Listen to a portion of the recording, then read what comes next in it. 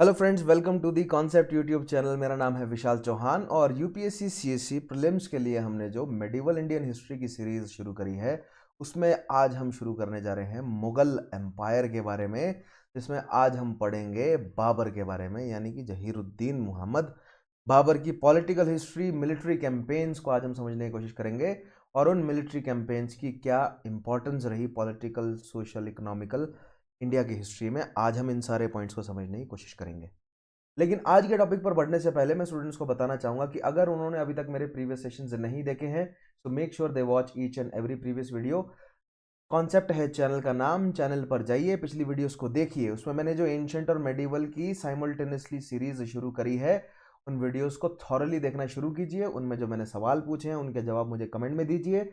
उन वीडियोस को ज़्यादा से ज़्यादा शेयर कीजिए जिस भी सोशल मीडिया प्लेटफॉर्म पर आप एक्टिव हों।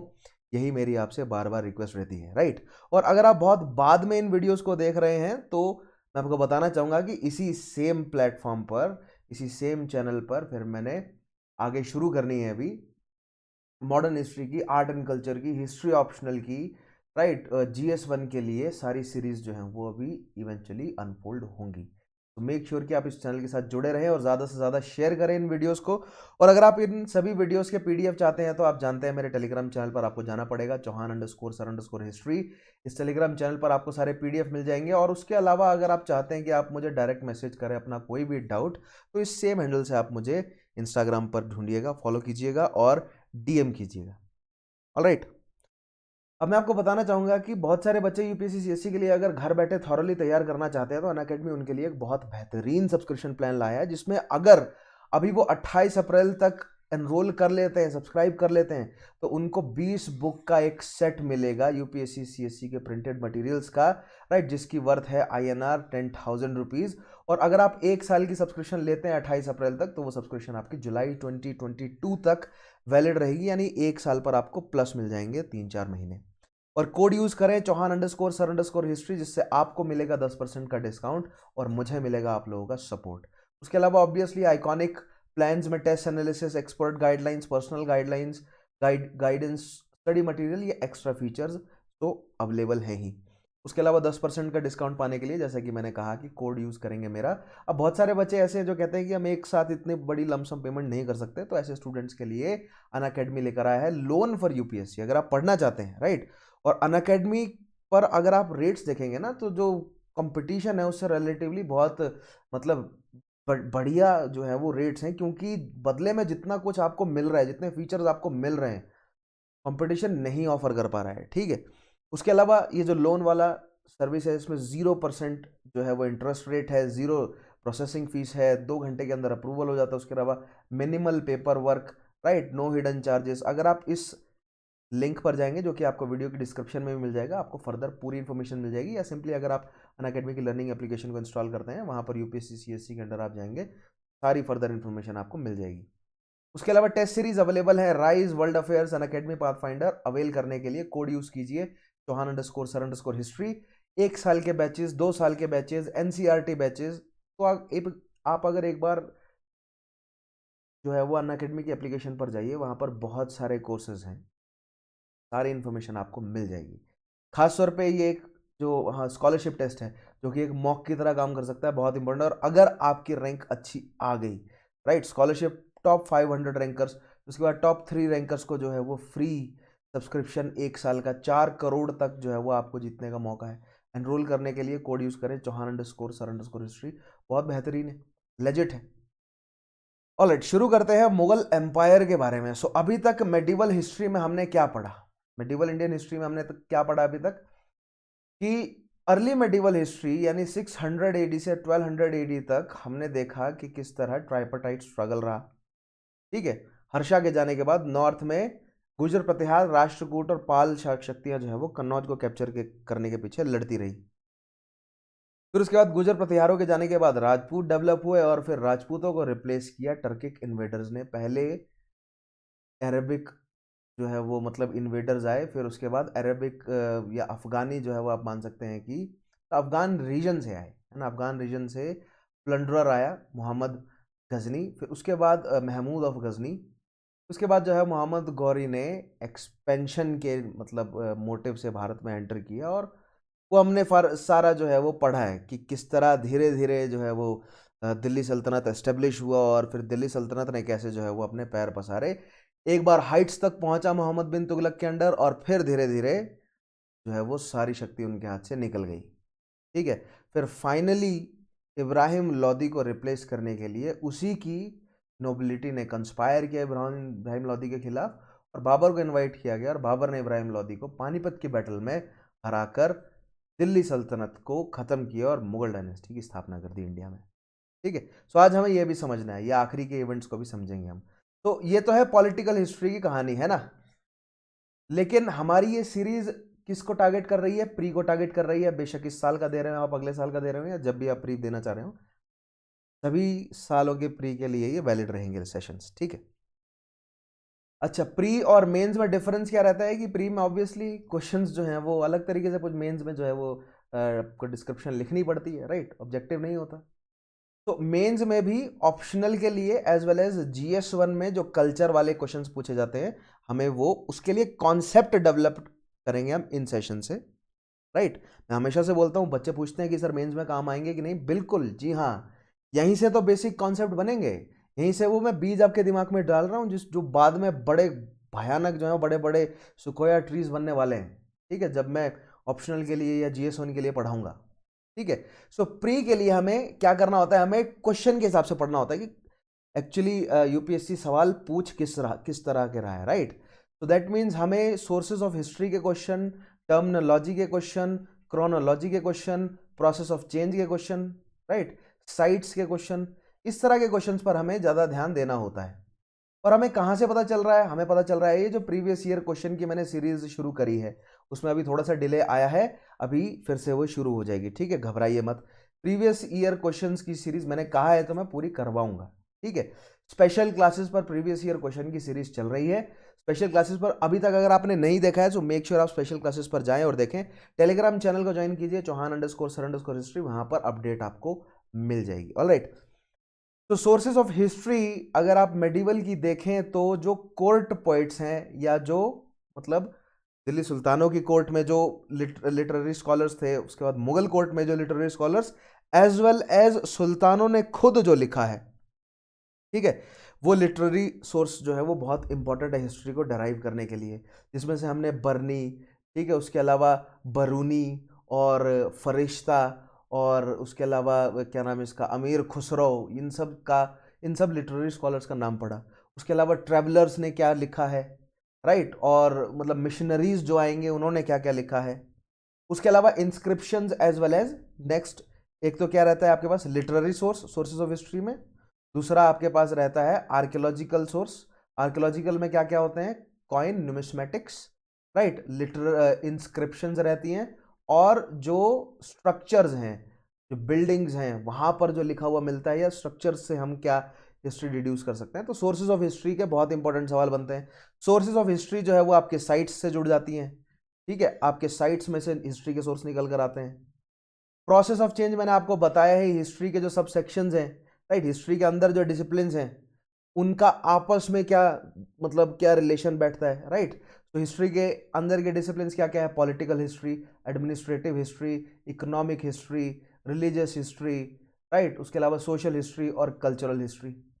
जिसमें से रिलीजियस, सोशल और कल्चरल हिस्ट्री हम पढ़ते हैं कहाँ पर, मतलब मोस्टली रिलीजियस और कल्चरल हिस्ट्री हम आर्ट एंड कल्चर वाले पार्ट में अलग से पढ़ेंगे। हमारा मेन एम्फेसिस रहता है पॉलिटिकल, एडमिनिस्ट्रेटिव और इकोनॉमिक हिस्ट्री से, जिसमें से एडमिनिस्ट्रेटिव और इकोनॉमिक हिस्ट्री के सबसे ज़्यादा सवाल बनते हैं, और वो भी सोर्सेज ऑफ हिस्ट्री, टर्मिनोलॉजी और साइट्स पर, इस तरह के क्वेश्चंस पर, राइट। और प्रोसेस ऑफ चेंज पर भी क्वेश्चन बन जाते हैं कि एडमिनिस्ट्रेशन मतलब दिल्ली सल्तनत और मुगल सल्तनत के एडमिनिस्ट्रेशन में डिफरेंस पर क्वेश्चन बन गया। तो आपको ध्यान रखना है, इन सारे कॉन्सेप्ट्स पर सवाल पूछता है UPSC और घुमा फिरा कर। और अब हमें कैसे पता चलेगा कि किस तरह के सवाल बनते हैं, वो हम प्रीवियस ईयर क्वेश्चन की सीरीज में देख ही लेते हैं। हम एग्जाम्पल देख लेते हैं कि सवाल बन कैसे रहा है, तो जो हम पढ़ेंगे वहां पर हम कनेक्ट करते चलेंगे। समझ गए आप?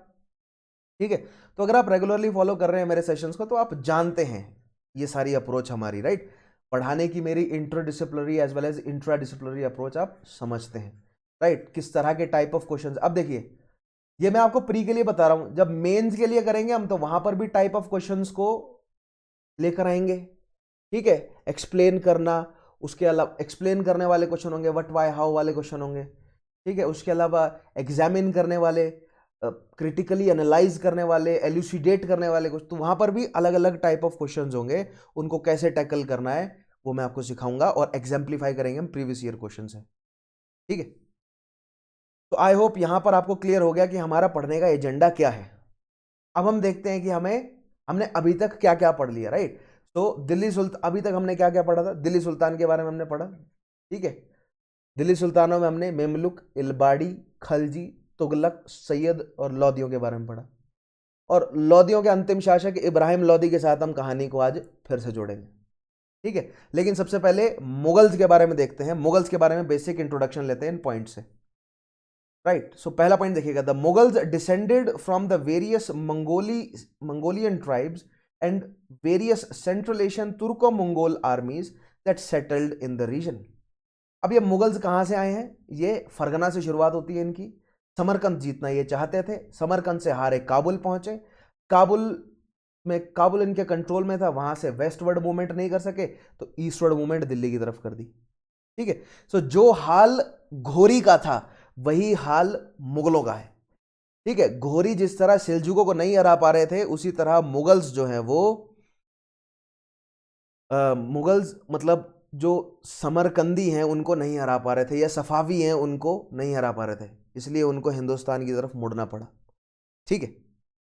तो खैर किस रीजन से आते हैं ये तो मैं आपको हल्का सा मैप बनाकर दिखाता हूँ। ये हमारा हिमालय, ये हमारी हिंदू कुश, राइट, ये हमारा इंडियन पेनिनजुला, इसके ऊपर यहाँ पर पामीर के पठार हैं, और इधर हमारा है अराल सागर, उससे दो दरिया निकल रहे हैं, सिर और अमू, राइट, और उसके आगे यहाँ पर कैस्पियन सी है, और इधर जो है वो अरब वाला रीजन है। तो यहाँ पर फारस है, ठीक है। फारस में सफाविद जो है वो मतलब डायनेस्टी जो है स्ट्रांग है इधर, ठीक है। अब ये है आपका ट्रांसोक्शाना वाले रीजन, यहां पर है आपका समरकंद, और इसी के आगे है फरगना, ठीक है, और नीचे यहां पर है काबुल, राइट। तो फरगना से शुरुआत होती है मुगल्स की, बाबर जो है वो फरगना से, मतलब फरगना को उसने जो है वो मतलब उसको मिला, ठीक है, उसने इनहेरिट किया फरगना, जीतना चाहता था वो समरकंद, लेकिन आ पहुंचा काबुल, ठीक है। और फिर काबुल के बाद उसको इनवाइट किया कि इन्वेड करो दिल्ली, राइट। अब यहां पर देख रहे हैं आप, फरगना समरकंद वाला रीजन है, यानी ट्रांसोक्शाना वाला रीजन है।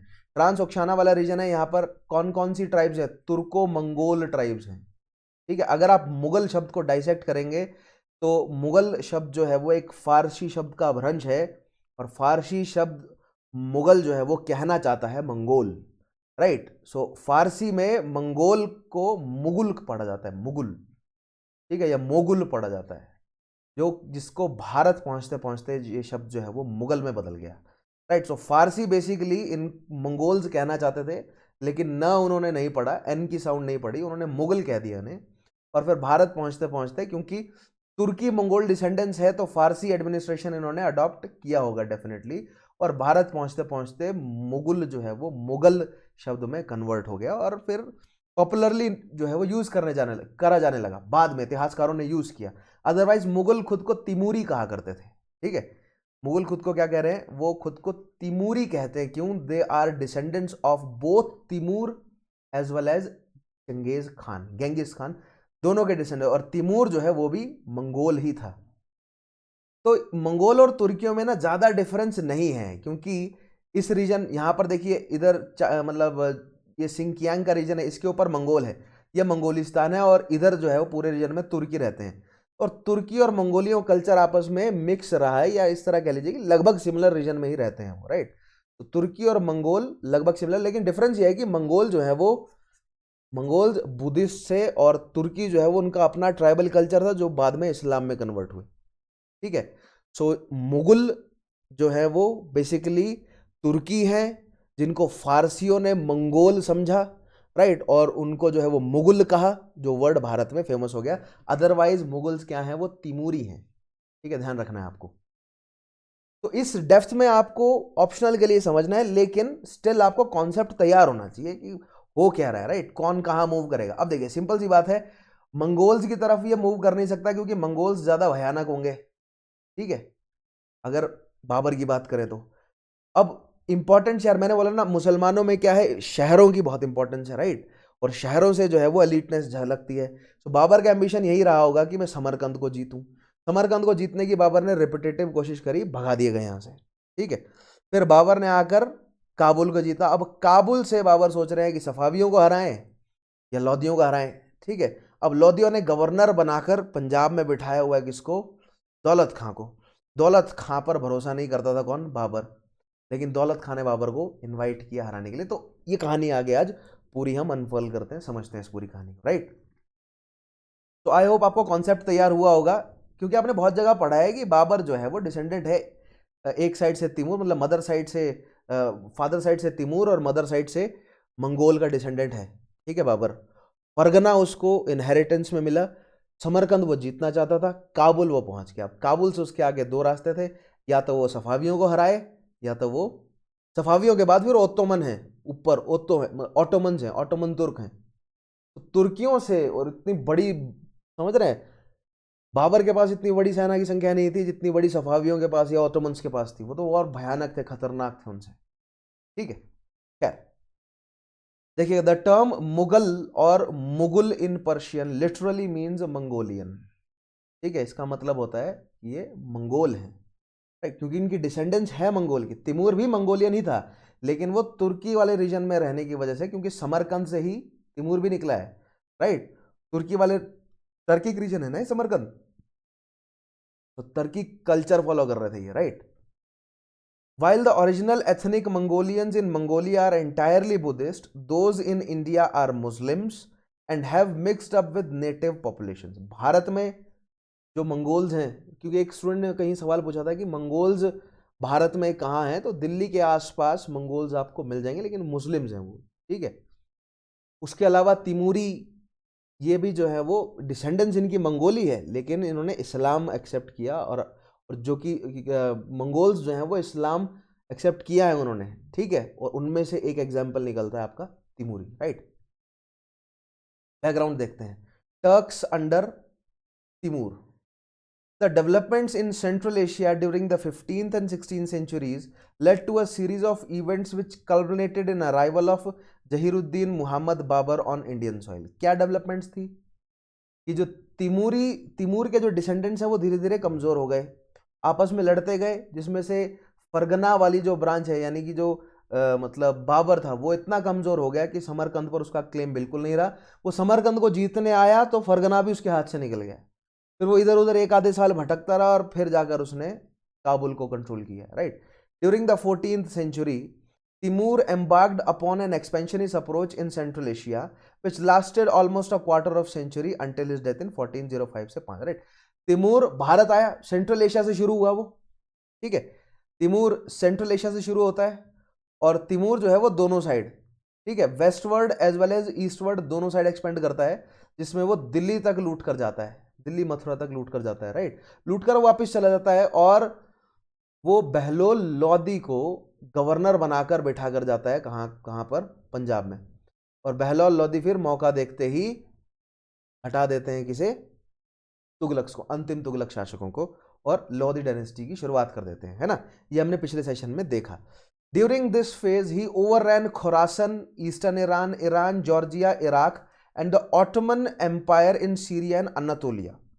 तो तिमूर्स एक्सपेंशन वाज सक्सेसफुल, किसकी तरह, उसके सक्सेसर्स की तरह, उसके प्रीडिसेसर्स की तरह।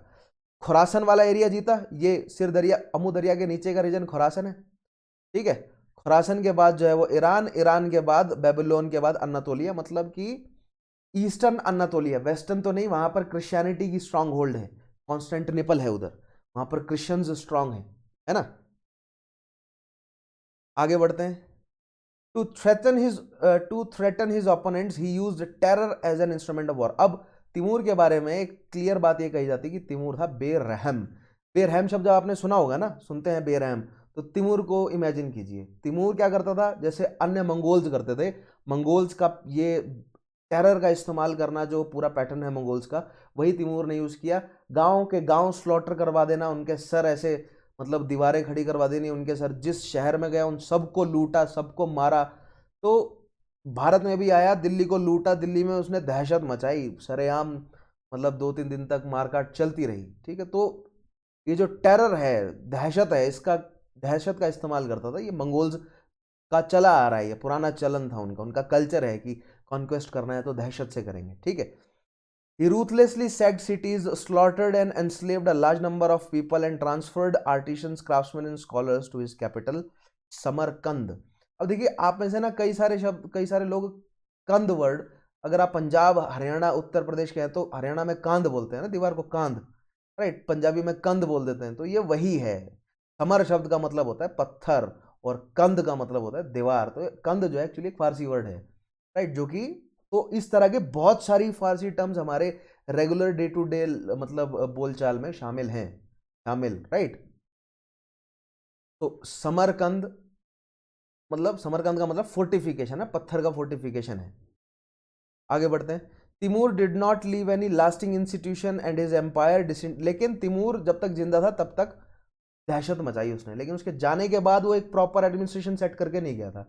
कॉन्कर करता गया, जीतता गया, लेकिन उसने एक एडमिनिस्ट्रेशन, एक सॉलिड सेंट्रलाइज एडमिनिस्ट्रेशन नहीं सेट किया। And this is true for maximum majority of powers जो कि आपको आपको निकलती हुई नजर आएंगी सेंट्रल एशियाटिक रीजन से, जितनी भी शक्तियां, और खास तौर पे मैं तुर्कियों की बात करूं तो जो ईस्टवर्ड या मतलब वेस्टवर्ड जिन्होंने मूव किया है, वो अपना एरिया जैसे ही छोड़ते हैं ना, वो डिसेंट्रलाइज हो जाते हैं बहुत ज़्यादा, एक सेंट्रलाइज अथॉरिटी नहीं बनती। क्यों? क्योंकि मैंने एक तो बताया आपको, मुस्लिम्स की एक इनहेरिटेड प्रॉब्लम है उनके एडमिनिस्ट्रेटिव की, वो क्या है? इन्वेस्टिच्योर का ना होना, राइट। दैट मीन्स कि सक्सेशन की जो वॉर्स हैं, ये बहुत बड़ी समस्या है उनकी, right.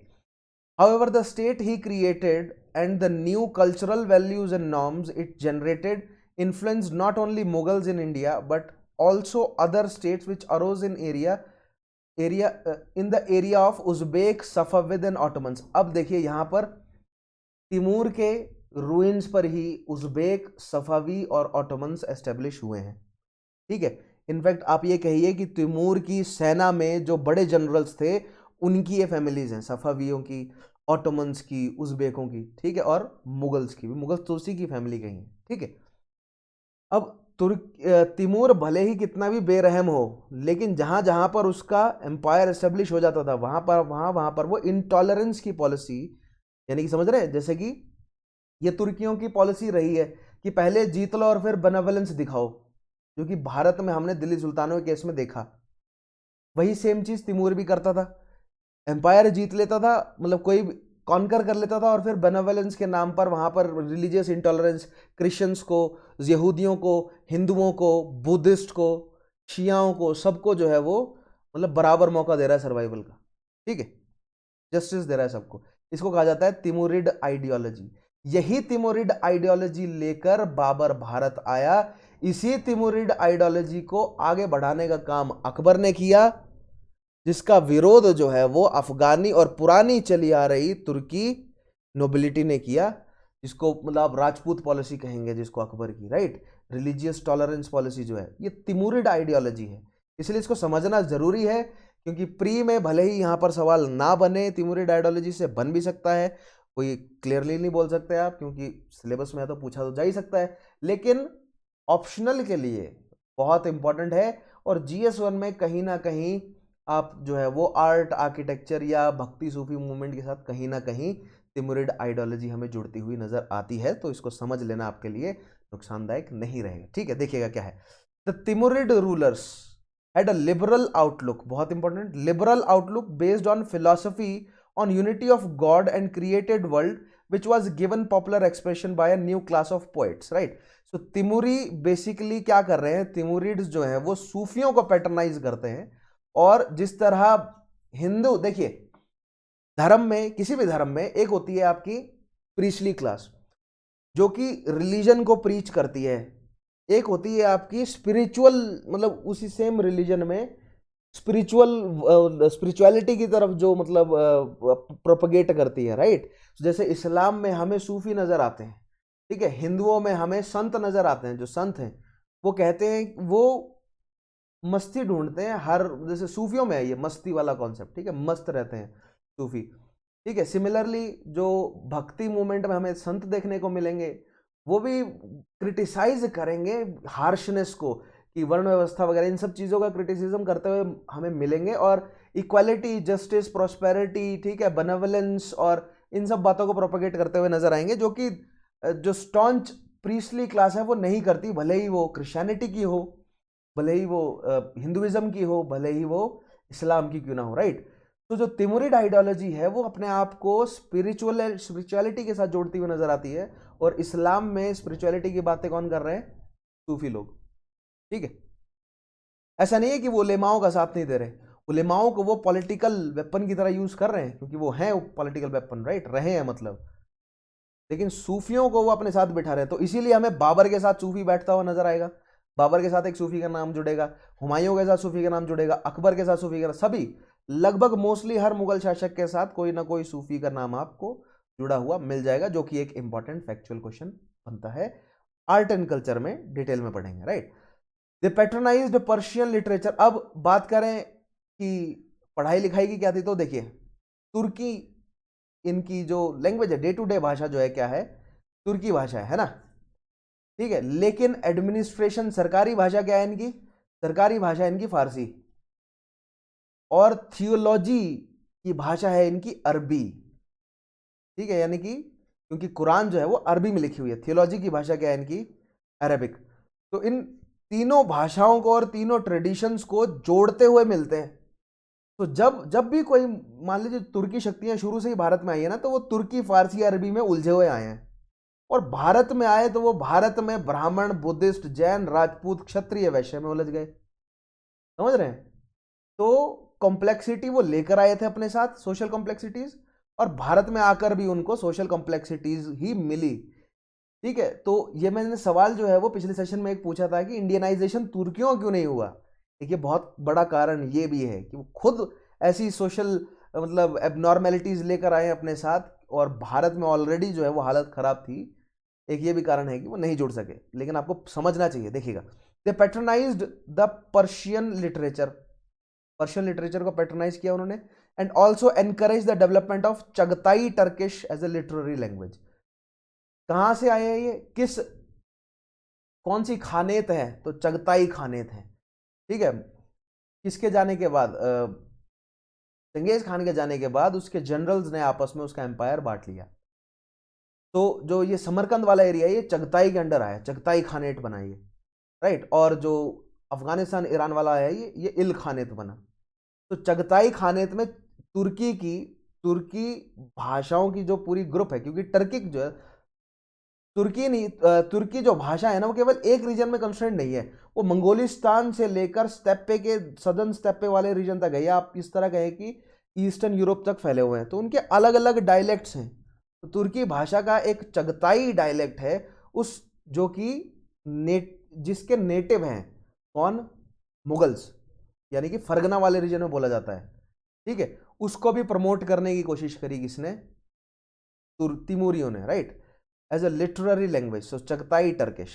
The efforts of Timur and his successors led to the rise of liberal Muslim state, which did not exclude anyone based on their faith. अब देखिए यहां पर तिमूरी और फिर तिमूर के सक्सेसर्स भारत में बने ना, राइट। इन्होंने लिबरल मुस्लिम स्टेट बनाया। बाबर के बाद हुमायूं ने जो है वो राजपूतों से अच्छा रिलेशन बनाया, अकबर ने राजपूतों से अच्छा रिलेशन बनाया, इनफैक्ट औरंगजेब तक राजपूतों से अच्छा रिलेशन रहा तिमूरियों का, ठीक है। और लेटर मुगल्स की बात हम बाद में करेंगे, लेकिन बड़े शासक ना, औरंगजेब तक राजपूतों से अच्छा रिलेशन रहा, या हिंदुओं से फॉर दैट मैटर अच्छा रिलेशन रहा। तो ये क्या है? ये तिमूरी आइडियोलॉजी है। जबकि अगर आप सफाफियों की बात करेंगे, आप अगर ऑटोमन्स की बात करेंगे या अरबियों की बात करेंगे, तो वो उन्होंने क्रिटिसाइज किया। उन्होंने कहा कि ये दारुल हर्ब बन गया, दारुल इस्लाम नहीं है ना। उन्होंने मुगल शासन को दारुल हर्ब कहा है, ठीक। उन्होंने कहा कि ये हराम है, आप मतलब ऐसे हिंदुओं को आपस में नहीं जोड़ सकते, आप कन्वर्जेंस करवाइए, ठीक है। और जब अकबर ने जजिया कैंसिल किया, जजिया हटाया, तब तो मतलब जो क्या बोलते हैं इनको, खलीफा हैं, वो तो बहुत नाराज हो गए थे मुगलों से।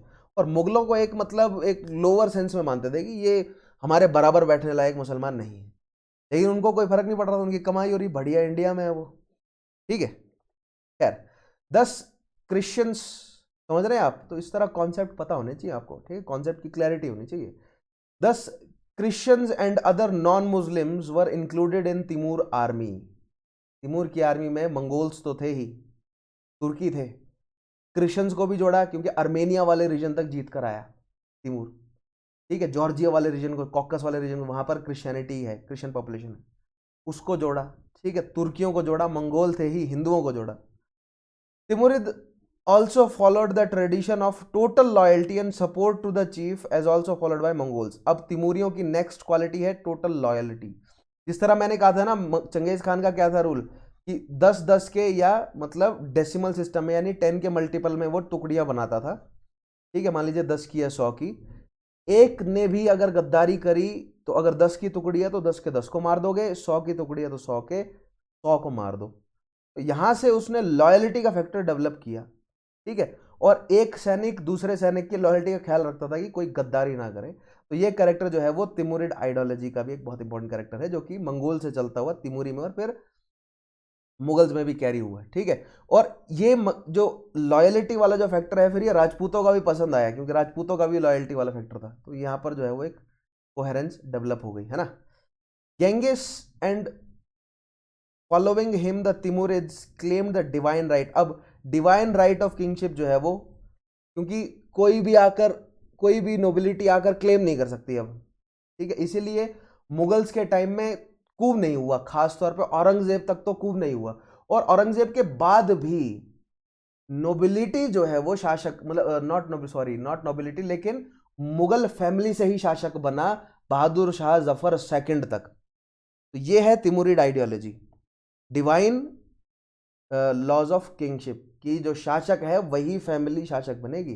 जबकि औरंगजेब के बाद के जितने भी शासक है ना वो कठपुतली रहे। ठीक है, उनके या तो वजीर फायदा उठाते रहे और बाद में अंग्रेज फायदा उठाते रहे उनका। ठीक है, लेकिन शासक वही बनेगा। ये तिमुरिड आइडियोलॉजी से निकलकर शासक कौन बनेगा? जो तिमुरी डिसेंडेंट्स का होगा। नो ऑर्डिनरी नोबल और military leader could therefore dream of displacing them.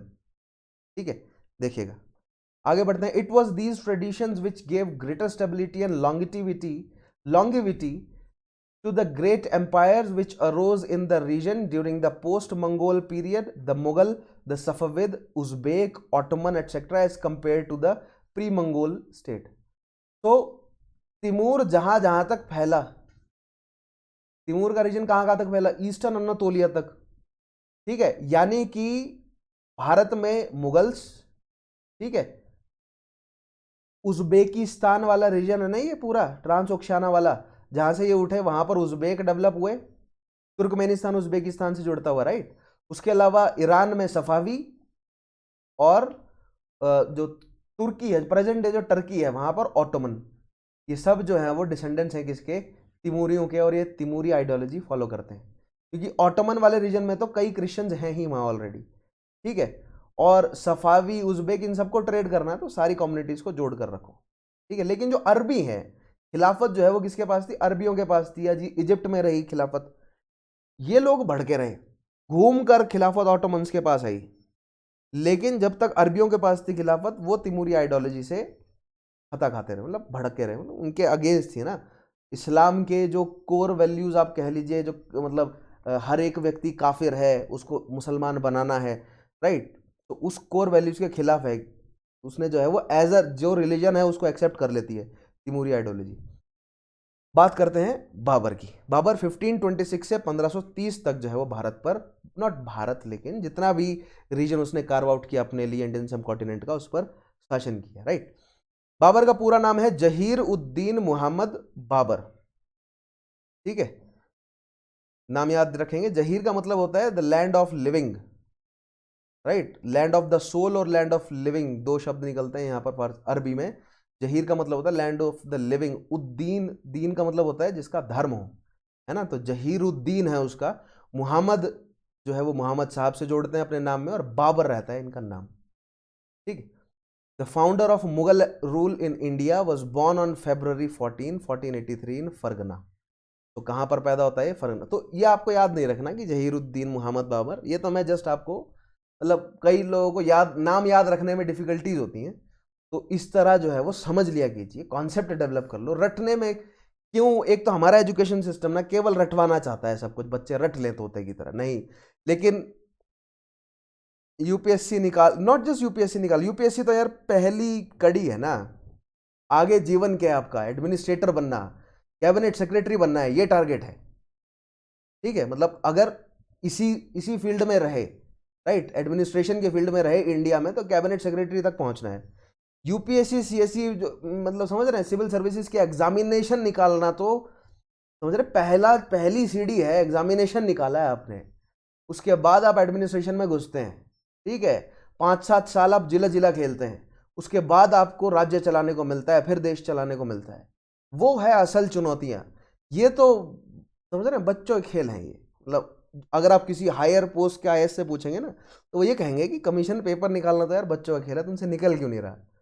ठीक है, तो वो माइंडसेट चाहिए, दूरदृष्टि चाहिए, क्योंकि मैक्सिमम मेजॉरिटी ऑफ बच्चा क्या करता है, मैं आपको लेट मी इन ऑन मतलब एक सीक्रेट आपको बताता हूँ मैं। ठीक है, मेजॉरिटी ऑफ बच्चा ये सोचता है कि प्री निकालना है, ठीक है, मेंस के लिए तैयारी नहीं करता। बहुत सारे लोग मैंने ऐसे देखे हैं जो कहते हैं 5 बार प्री निकाल दिया, 6 बार प्री निकाल दिया, 4 बार प्री निकाल दिया, राइट। बेसिकली वो कहना ये चाह रहे होते हैं कि 5 बार प्री में फेल हो गए, 6 बार प्री में फेल हो गए, सॉरी मेंस नहीं निकाल पाए। असल परीक्षा क्या है? मैं बार बार क्या कहता हूं, असल परीक्षा है मेंस, राइट। और वो तो केवल परीक्षा है, उसके बाद का करियर। सो कमीशन ये देखना चाहता है कि क्या आपका जुनून केवल कर मतलब पेपर निकालना है, एक बार एसडीएम बन जाना है, या फिर उसके बाद आप करियर भी बनाना चाहते हैं, कुछ एज एन एडमिनिस्ट्रेटर कुछ करना भी चाहते हैं। ठीक है, तो लॉन्ग टर्म सोच जिन स्टूडेंट्स की है ना, और इतिहास, हम ज्योग्राफी पॉलिटी ये सब क्यों पढ़ रहे हैं? ताकि वो लॉन्ग टर्म सोच हमें समझ आए। हमें इतिहास में से क्या मैसेजेस निकालने हैं कि तिमुरिड आइडियोलॉजी इसलिए डेवलप की गई ताकि लॉन्ग टर्म जो है वो बने सिस्टम में। बार बार मैंने अभी आप थोड़ी देर पहले क्या बोला था कि इस्लामिक स्टेट्स बनती हैं और टूट जाती हैं, क्यों? क्योंकि वो लोग टॉलरेंट नहीं हैं, जो कोर इस्लामिक वैल्यूज हैं वो टॉलरेंट नहीं है। तिमूरी आइडियोलॉजी, ऑटोमन एम्पायर इतने लंबे समय तक क्यों टिका रहा? सफाविद भी काफी लंबे समय तक क्यों टिका रहा? मुगल्स भी इतने लंबे समय तक क्यों टिका रहे? क्योंकि उनकी आइडियोलॉजी में टॉलरेंस था, दूरदृष्टि। ठीक है, वो आपके आपके इमीडिएट माहौल या आपकी जो भी पॉलिटिकल सिचुएशन है, इकोनॉमिक सिचुएशन है, उस पर डिपेंड करता है। ठीक है, कि आपने क्या प्लान आउट किया है। लेकिन दूरदृष्टि होना, फार साइटेडनेस होना एक बहुत इंपॉर्टेंट वर्च्यू है, और वही वर्च्यू देखना चाहता है कमीशन आपके अंदर, और वही वर्च्यू आपको डेवलप करना होता है इन सब सब्जेक्ट्स को पढ़कर। ठीक है, जैसे हम राजपूतों के बारे में देखते हैं, तो राजपूतों में वो दूरदृष्टि नहीं थी कि नॉर्थ वेस्ट फ्रंटियर को कंसोलिडेट करें। लेकिन जितने, जब तक आप मुगल मतलब औरंगजेब तक आप पढ़ेंगे, जो मुगल शासक स्ट्रांग थे, तो औरंगजेब तक जो है वो हमें दिखेगा कि उन्होंने काबुल को पकड़ कर रखा। जैसे ही काबुल औरंगजेब से छूटा, वहां से डिक्लाइन ऑफ मुगल्स शुरू होता है। सिमिलरली गुजर प्रतिहार और हिंदू शाही शासकों ने काबुल पकड़ कर रखा, क्योंकि उनको पता था कि यही हमारे नेचुरल बॉर्डर्स, ये अगर चले गए तो सब डूब जाएगा। तो गुजर प्रतिहार और हिंदू शाहियों को वो बात पता थी, वो दूरदृष्टि उनके अंदर थी। लेकिन उनके डिसेंडेंट्स राजपूतों में वो दूरदृष्टि नहीं थी, या अगर थी भी थी तो उसके लिए कुछ इफेक्टिवली वो कर नहीं सके। ठीक है, तो इन सब हिस्ट्री पढ़ने का मतलब क्या है? आपको ये मैसेजेस उतारने हैं अपने दिमाग में, समझना है उस चीज को, समझना, अंडरस्टैंड करना है, रटना नहीं है। बहुत सारे बच्चे बोलते हैं सर रिवीजन नहीं होता, ये नहीं होता। कुछ नहीं होता भाई, समझ रहे हैं आप? आपको समझना पड़ेगा। फैक्ट तो आप रिवाइज कर लेंगे, अगर आपको कॉन्सेप्ट नहीं तैयार है ना, तो कुछ नहीं होगा। ठीक है, तो भूल जाइए, प्री निकल जाएगा, प्री बार बार निकल जाएगा, मेंस नहीं निकाल सकोगे। मेंस भी निकल जाएगा तो इंटरव्यू में बाहर निकाल दिए जाओगे। क्यों? क्योंकि वो आपके आते ही 5 मिनट आपसे बात करते ही देख लेंगे कि रटा हुआ है आपने किसी कोचिंग इंस्टीट्यूट से सारा मटेरियल। ठीक है, कि इंटरव्यू में क्या पूछा जाता है, क्या नहीं पूछा जाता, अपने आप वेल ट्रेंड हैं या वेल एजुकेटेड हैं। 5 मिनट, क्योंकि उन उन लोगों के पास जो पैनल बैठता है ना, उन लोगों के पास 25 से 30 से मतलब 20 से 30 साल का एक्सपीरियंस होता है इंप्रेस ना होने का। ठीक है, और ऐसे लोगों को आपको इंप्रेस करना पड़ता है, उनके हाथ से नंबर छुड़वाने होते हैं, राइट। और उन लोगों को यही ढूंढ रहे होते हैं वो कि ग्लोबल पर्सपेक्टिव है या नहीं, दूरदृष्टि है या नहीं, डीपर सेंस समझ आई ना आई है या नहीं आई, इंटरडिसिप्लिनरी अप्रोच डेवलप करी या नहीं करी, यही चीजें ढूंढ रहे होते हैं वो आप में, आपकी पर्सनैलिटी में। बहुत सारे ऐसे बच्चों के अंदर डाउट होता है कि इंटरव्यू के लिए कैसे तैयार करेंगे, ये नहीं करेंगे, वो नहीं करेंगे। मैं उन बच्चों को ये कहना चाहूँगा, या जो शुरुआत में होते हैं वो कहते हैं मेंस कैसे लिखेंगे, ऐसे है वैसे है, मैं उनको कहूँगा कि पहले सिलेबस पढ़ लो, पहले सिलेबस तैयार कर लो। जो तुम्हारे सिलेबस तैयार करने की जर्नी होगी ना, उसी दौरान तुम्हारा मन बदल जाए। क्योंकि देखिए, जो बच्चा शुरुआत कर रहा है ना, मान लीजिए अगर आप शुरुआत कर रहे हैं और आपसे मैं सवाल पूछूं कि क्यों बनना चाह रहे हैं एडमिनिस्ट्रेटर, राइट, और अगर ऑनेस्ट जवाब देना हो तो बहुत सारे बच्चे कहेंगे कि शक्ति चाहिए, पावर चाहिए, वो रुतबा चाहिए, फाइनेंशियल जो है वो मतलब सिक्योरिटी चाहिए। लड़कियों से पूछे जाएंगे तो वो कहेंगे कि मुझे मुंह बंद करने हैं लोगों के, ये है वो है, राइट। कई सारे पर्सनल कारण होंगे। लेकिन जब आप सिलेबस पढ़ लेंगे ना तो वो समझ आपकी डेवलप हो जाएगी कि पर्सनल कारण पीछे हैं, ठीक है। प्रोफेशनल कारणों की वजह से हमें एडमिनिस्ट्रेटर बनना है, right.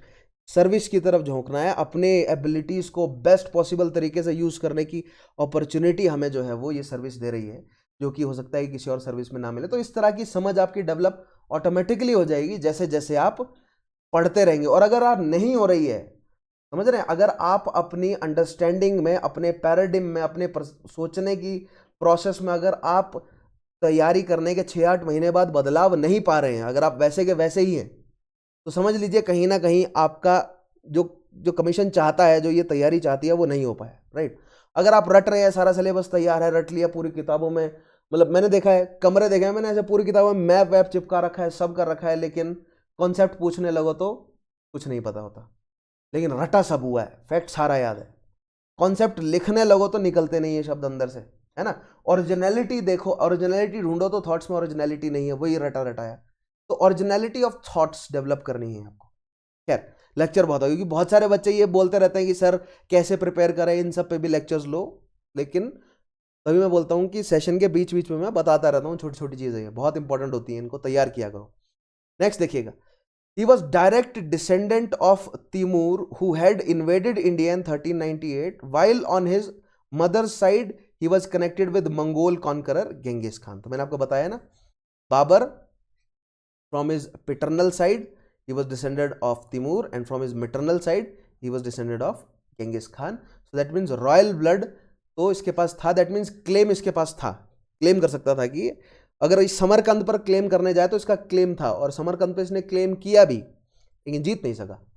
He inherited small principality of Fergana when he was only 11 years old।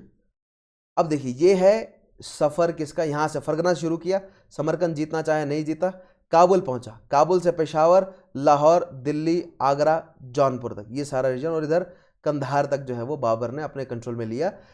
क्या करना चाहता है बाबर, देख रहे हैं आप, बंगाल जीतना चाहता है। हर एक शासक, हमने ट्रेंड देखा है, क्योंकि देखिए इनके नजरिए से देखेंगे ना आप, तो ये लोग तो कहां से एंटर कर रहे हैं, जो भी नॉट जस्ट तुर्की, लेकिन उससे पहले इंडोसिंथियंस, पार्थियंस, साक, ये सब जो आए हैं नॉर्थ वेस्ट फ्रंटियर से एंटर किए हैं ये, और इनके लिए सीधा रास्ता क्या बनता है, बंगाल, ठीक है। और दूसरा जो है वो मतलब सिंध नदी के साथ दूसरा रास्ता क्या बनता है इनके लिए, गुजरात। इस दो रीजन को जीत लिया, फिर उसके बाद सेंट्रल इंडिया जीता जाए, ताकि एक बार गुजरात और बंगाल आ गया ना, तो फिर सेंट्रल इंडिया और डेक्कन वाले रीजन से केवल अगर ट्रिब्यूट भी मिलती रहे तो भी चल जाएगा काम, ठीक है। क्यों, क्योंकि कोस्ट टू कोस्ट तो कैप्चर में पकड़ में आ ही गया, ठीक है।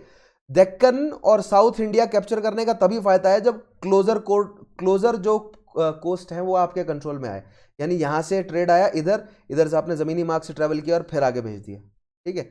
जो कि औरंगजेब ने करने की कोशिश करी, मोहम्मद बिन तुगलक ने करने की कोशिश करी, लेकिन ज़्यादा समय तक उसे कंट्रोल नहीं कर सके।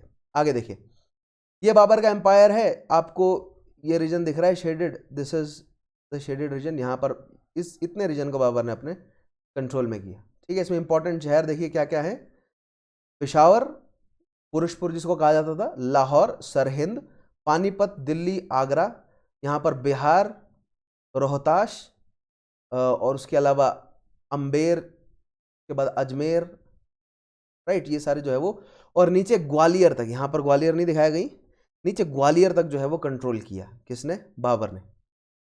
आगे देखिए, His early life was full of difficulties which however proved to be a blessing in disguise by training him adequately for future battles। अब Babur was a well learned person, अच्छा, और मैंने आपको बताया है कि जो मुस्लिम जितने भी एम्पायर रहे हैं इनकी कोर्ट्स में पढ़े लिखे लोगों की बहुत इज्जत हुआ करती थी, तो शासकों को पढ़ा लिखा होना बहुत अनिवार्य रहता था।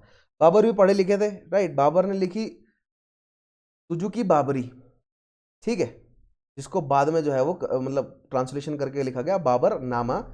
तो तुजुकी बाबरी चगताई में लिखी गई, बाद में फारसी में कन्वर्जन हुआ इसका बाबर नामा के नाम से। उसमें बाबर ने लिखा है कई जगहों पर, अगर आपने पढ़नी है, मतलब अभी तो नहीं पढ़नी चाहिए वैसे, अभी एग्जामिनेशन से पहले, लेकिन अगर फ्यूचर में अगर समय लगे आप पढ़ना चाहें तुजुकी बाबरी, तो मैंने टेलीग्राम चैनल पर डाली हुई है, वहाँ से आप तुजुकी बाबरी या बाबरनामा को पढ़ सकते हैं। एक आधे सेलेक्टिव चैप्टर्स अभी भी पढ़ लेंगे तो कोई दिक्कत नहीं है, ठीक है, ताकि आपको आइडिया लग जाए कि किस क्या जो है वो माइंड सेट हुआ करता था तुर्की लोगों का उस समय। तो वहाँ पर बाबर बहुत इमोशनल टाइप का प्राणी था, ठीक है। बाबर बताता है कि मेरे पास पूरी सेना है, सब है, लेकिन मैं अकेला रहता हूँ। बाबर बताता है कि मैं अकेला बैठ के रोता हूँ। बाबर बताता है कि मुझे अपने पूर्वजों की आत्माओं को शांत करना है। ये सब चीज़ें बाबर जो है वो बोलता हुआ नजर आता है। उसके अलावा बाबर बोलता है कि मुझे बाग से बहुत प्रेम है, मुझे बाग बहुत पसंद है, मुझे फ्रूट्स खाना बहुत पसंद है, मुझे गोश्त खाना, शराब पीना बहुत पसंद है, मुझे अपने बेटे के साथ जो है वो मतलब घुलना मिलना। हुमायूं के साथ बहुत क्लोज रिलेशन था बाबर का, बाबर हुमायूं को हमेशा साथ रखता था, दोनों बहुत अय्याश थे, बाबर और हुमायूं साथ में बहुत अय्याशी करते थे, लेकिन कर्मठ भी थे, ठीक है। तो ये सब बाबर नामा से हमें निकलती है इन्फॉर्मेशन, तो सोर्स ऑफ हिस्ट्री, ठीक है, तुजुकी बाबरी या बाबर नामा है। नेक्स्ट देखिएगा, Babur had great fascination for Samarkand. Samarkand में बाग बहुत थे, बाबर को बहुत पसंद है बाग। और ये जो बाग वाला जो पूरा कल्चर है ना, ये तुर्की लेकर आए अपने साथ, ठीक है। The capital of Timur, but his two attempts to take possession in 1497 and 1503 ended in failure. तो समरकंद को कंट्रोल नहीं कर सका। Next, he lost Fergana. Samarkand को कंट्रोल करने के चक्कर में फरगना भी छूट गया उसके हाथ से। फरगनान had to spend his days as homeless wanderer for about a year. साल भर तक भटकता रहा, बाग से बाग, बाग में खाना खाता रहा, बाग में फ्रूट्स मतलब तरबूज खरबूजे लगते हैं उस रीजन में बहुत। Taking advantage of political chaos in Fergana, he occupied Fergana in 1505। वापस फरगना को कैप्चर किया with the help of Shah of Persia Ismail Safavi, फारस के शासक इस्माइल सफावी। और यहां पर ना इस्माइल सफावियों का ऑटोमन तुर्कों से झगड़ा चल रहा है सेम समय में, right. Babur once again tried to occupy Samarkand in 1511 but failed again. Ismail Safavi Safavid शासक फारस से, और बाबर ने मिलकर जो है वो समरकंद को जीतने की कोशिश करी उनके साथ मिलकर, but he failed miserably. Thus, being unsuccessful in all his attempts in the northwest, he concentrated his efforts towards southeast, but he had to wait for 12 years before he could find a proper opportunity to give effect to his scheme. अब देखिए, waste में वो move नहीं कर सकता क्योंकि सफावियों से हाथ मिलाया है उसने, और सफावी रिलेटिवली बहुत स्ट्रांग है। सफावियों के बाद ऑटोमन है, वो भी बहुत स्ट्रांग है, तो वेस्टवर्ड मूवमेंट का तो वो सपना ले ही नहीं सकता है ना, फारस की साइड नहीं मूव कर सकता। क्यों है फारस स्ट्रांग इतना? क्योंकि फारस पर्शियन गल्फ से ट्रेड आ रहा है, रेड सी से ट्रेड आ रहा है, राइट, समुद्री मार्ग है और ज़मीनी मार्ग तो है ही ट्रेड का, तो इंपॉर्टेंट ट्रेड रूट्स है, तो कमाई बहुत है, तेल बहुत है, सोना बहुत है, अफ्रीका से सोना आ रहा है, ठीक है, यूरोप के साथ प्रॉक्सिमिटी है, ट्रेड हो रहा है बहुत बढ़ चढ़कर, तो वो रीजन तो वेल एस्टेब्लिश्ड है ही, ठीक है। अब यहां पर ना तीसरी बार जब हारा है तो वो वहां पर लिखा है फिर उसने तुजुकी बाबरी में कि मैं अकेला बैठकर रोता हूं, ठीक है। Babar's conquest of India, being an ambitious man. अब देखिए, अब वेस्टवर्ड जाने का कोई मतलब नहीं बनता, सफावी बैठे हैं, ठीक है। नॉर्थवर्ड जाने का कोई मतलब नहीं बन रहा, समरकंद में हरा नहीं पा रहा वो तुर्कियों को, ठीक है। तिमूरी जो डिसेंडेंट्स हैं, अपने ही भाईचारा है, उनको हरा नहीं पा रहा वो। Babur could not remain contented with his kingdom for long. खुद कहाँ बैठा है वो? काबुल में बैठा है, ठीक है। अब काबुल में बैठा वेट कर रहा है कि क्या करूं मैं, किस तरह ईस्टवर्ड मूवमेंट करूं। ईस्ट में कौन है? इब्राहिम लोदी है, स्ट्रांग है इब्राहिम लोदी, राइट, मतलब लोदी डायनेस्टी स्ट्रांग है काफी, इतना ज्यादा नहीं है लेकिन स्टिल इट इज स्ट्रांग। तो कोई पॉलिटिकल उठापटक का वेट कर रहा है बाबर कि जिस उठापटक का फायदा उठाकर मैं जीत जाऊं, क्योंकि सेना जो है वो बाबर के पास कम है ना। He led as many as 5 expeditions to India and it was only the 5th expedition that he was successful. 1525 का जो उसका एक्सपीडिशन है, जब वो निकला है काबुल से, 1526 में जाकर कामयाब हुआ है उसमें, ठीक है। उससे पहले 4 बार ट्राई कर चुका है, ठीक है, और नाकाम होने का कारण क्या? जो दौलत खान है, ठीक है, या दौलत खान लोदी जो है, जिसने इनवाइट किया बाबर को, पहले तो बाबर उसके साथ मिलकर अटैक कर रहा था, फिर बाबर के साथ अनबन हो गई उसकी, राइट, फिर बाबर उसके खिलाफ लड़ने लगा, फिर बाबर के साथ वो लड़ता था। तो बहुत ज़्यादा जो है वो कॉम्प्लेक्स सिचुएशन है। ऑप्शनल के लेवल पे आपको समझाऊंगा डिटेल में, राइट। लेकिन फिफ्थ एक्सपीडिशन की बात करते हैं, जिस पानीपत की लड़ाई हुई जिस एक्सपीडिशन में, right. The fateful fifth expedition determined to strike once more, Babur came from Kabul in November 1525 and soon occupied Punjab. देखिए मैंने बोला ना, जो पंजाब को कैप्चर कर लेगा वो फिर आगे दिल्ली को कंसोलिडेट, जो पंजाब को कैप्चर करके कंसोलिडेट कर ले वो फिर दिल्ली को कॉन्कर कर सकता है। 1525 में अब पंजाब वाले रीजन में यहाँ पर नानक साहब भी जो है वो एक्टिव है, गुरु नानक साहब। और गुरु नानक जी ने जो है वो काफ़ी लिखा भी इस बारे में कि बाबर ने ये, मतलब बाबर जो आया तो किस तरह ब्रुटैलिटी से उसकी सेनाओं ने लूटमार मचाई। तो तुर्कियों का वो स्टाइल तो है ही, वो पहले लूटमार मचाते हैं, जीतते हैं, कन्वर्जन करवाते हैं, फिर तिमूरी आइडियोलॉजी को अप्लाई करते हैं कंसोलिडेट करने के लिए, ठीक है। That was not new for Babur, Babur ने भी वही किया। The conquest of Delhi was however a more difficult task. क्यों? क्योंकि वहां पर इब्राहिम लोदी बैठा है और ये डर है बाबर को कि खुले मैदान में चैलेंज नहीं कर सकते। इब्राहिम लोदी के पास सेना बड़ी है और अगर समय आने पर जौनपुर और मेवाड़ ने, जो सॉरी नॉट मेवाड़ लेकिन जौनपुर और मारवाड़ ने अगर सपोर्ट कर दिया तो दिक्कत बढ़ जाएगी। और वहां कौन बैठे हैं? राणा सांगा, ठीक है। Most of the soldiers and officers of Daulat Khan Lodi join the ranks of Babur. Daulat Khan Lodi कौन था? पंजाब में गवर्नर था किसका? इब्राहिम लोदी का, जिसने रिबेल कर दिया इब्राहिम लोदी के खिलाफ। देखिए पंजाब में कौन है? दौलत खां लोदी, ठीक है। मेवाड़ के, सॉरी नॉट मारवाड़ लेकिन मेवाड़ के अंडर कौन है? राणा सांगा के अंडर कौन है? राजपूत, राइट। उसके अलावा गुजरात में, मालवा में राजपूत हैं, बुंदेलखंड में राजपूत हैं, और ये दिल्ली सल्तनत है पूरे रीजन में, बिहार तक फैली, ठीक है। तो स्ट्रांग है। और काबुल में बैठा है बाबर। इधर कौन है? सफावी, ठीक है। और ऊपर कौन है? तिमूरी, ऊपर भी एक्सटेंड नहीं कर सकता, ठीक है। तो भारत में एंटर करने की उसने सोची और फैसला लिया और किया भी, ठीक है। देखिएगा, Babur got rid of all self seeking Afghan nobles of the Punjab. He, तो पंजाब में मैंने बोला ना, अफगान जो है वो सोवेर्निटी आप एक्सेप्ट करने में संकोच करते हैं। राजपूतों वाला करेक्टर है, इनफैक्ट राजपूत ही हैं वो भी, ठीक है। टाइटल यूज करते हैं, जैसे आपको कई अफगान जो है वो राजपूत टाइटल यूज करते हुए मिल जाएंगे, चौहान टाइटल यूज करते हुए मिल जाएंगे, ठीक है। तो ऐसे तो पहले उसने अफगानियों को धरा कि तुम्हें पहले मैं अपने कंट्रोल में लेकर आऊं, ठीक है। He received messages of support from disaffected and opportunist nobles of Ibrahim's court. About this time, Rana Sangha of Mewar is also said to have, अब देखिए, एक तो दौलत खां लोदी ने मैसेज भेजे थे किसको? बाबर को, कि आइए और दिल्ली जीती है। सेम टाइम पे ये कहा जाता है, ठीक है, ये पॉइंट बना हुआ है, ये मतलब एक हिस्टोरियंस के बीच में डिबेटेबल पॉइंट है कि राणा सांगा ने मैसेज भेजा था या नहीं। अगर भेजा था तो राणा सांगा ने कहा था कि तुम आओ दिल्ली जीतो, फिर मैं तुम्हारी मदद करूंगा आगरा जीतने में, फिर दिल्ली तुम्हारी और आगरा हमारी, ठीक है। यानी राजपूताना को आगरा तक एक्सटेंड करना चाह रहे थे राणा सांगा, और दिल्ली तक जो है वो बाबर कंट्रोल करे, ठीक है। तो ये एक अग्रीमेंट जो है वो राणा सांगा और बाबर के बीच में होने जा रहा था, अगर होने जा रहा था तो, ठीक है। अब देखते हैं बैटल ऑफ पानीपत। तो दौलत खां लोदी की बात मान के बाबर आ गया 5वें एक्सपीडिशन में। दौलत खां लोदी के सैनिक जो है बाबर के साथ जुड़ गए। बाबर ने लाहौर तक कंसोलिडेट किया। पहले दौलत खां लोदी के सैनिक बाबर के साथ जुड़े। बाबर ने दौलत खां लोदी को ही हराया, क्योंकि उसने 2-3 बार पहले धोखा दे दिया था उसे।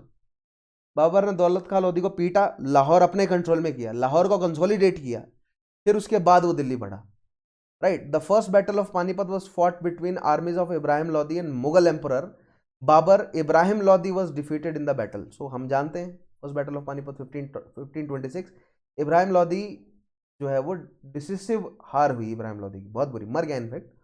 The war took place on 21 April 1526। Ibrahim Lodi the sultan of Delhi was an arrogant ruler. मैंने आपको बताया ना इब्राहिम की कमियां क्या थी, अपने ही नोबिलिटी को नाराज कर रहा था, वो विश्वास नहीं करता था, उनको पनिश करता था, उनको टॉर्चर कर रहा था, खुद पर्सनली टॉर्चर करता था। पर्सनली समझ रहे हैं, ये नहीं कि ऑर्डर देके किसी और से करवा रहा है, खुद मारपीट कर रहा है उनके साथ, जिससे उसकी नोबिलिटी बहुत भड़की हुई थी। अब ये मैप देखिए, काफी इंटरेस्टिंग मैप है। मुगल एम्पायर दिल्ली तक फैला, उसके आस पड़ोस में क्या क्या, कौन कौन सी शक्तियां थी। तो ये मैप आपको मिल जाएगा कहाँ पर? जो टेलीग्राम चैनल है, वहाँ पर मिल जाएगा, उसमें से देख लीजिएगा कौन कौन सी शक्तियाँ, ठीक है।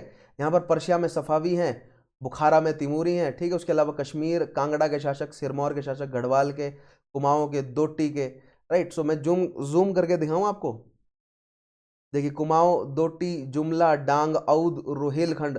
रोहिल जो है बंगश पठान मोहम्मद गौरी के साथ आए थे। मेवात, धुंधार, मारवाड़, मेवाड़, हाड़ा, ग्वालियर, मालवा सल्तनत, गुजरात सल्तनत, खानदेश, ये वो हैं दिल्ली सल्तनत के रेमिनेंट्स हैं नीचे, उन्हीं के ही गवर्नर्स थे जिन्होंने बहमनी अलग कर लिया और विजयनगर अलग कर लिया। विजयनगर हिंदुओं के पास गया, बहमनी जो है वो अफगानों के पास आया।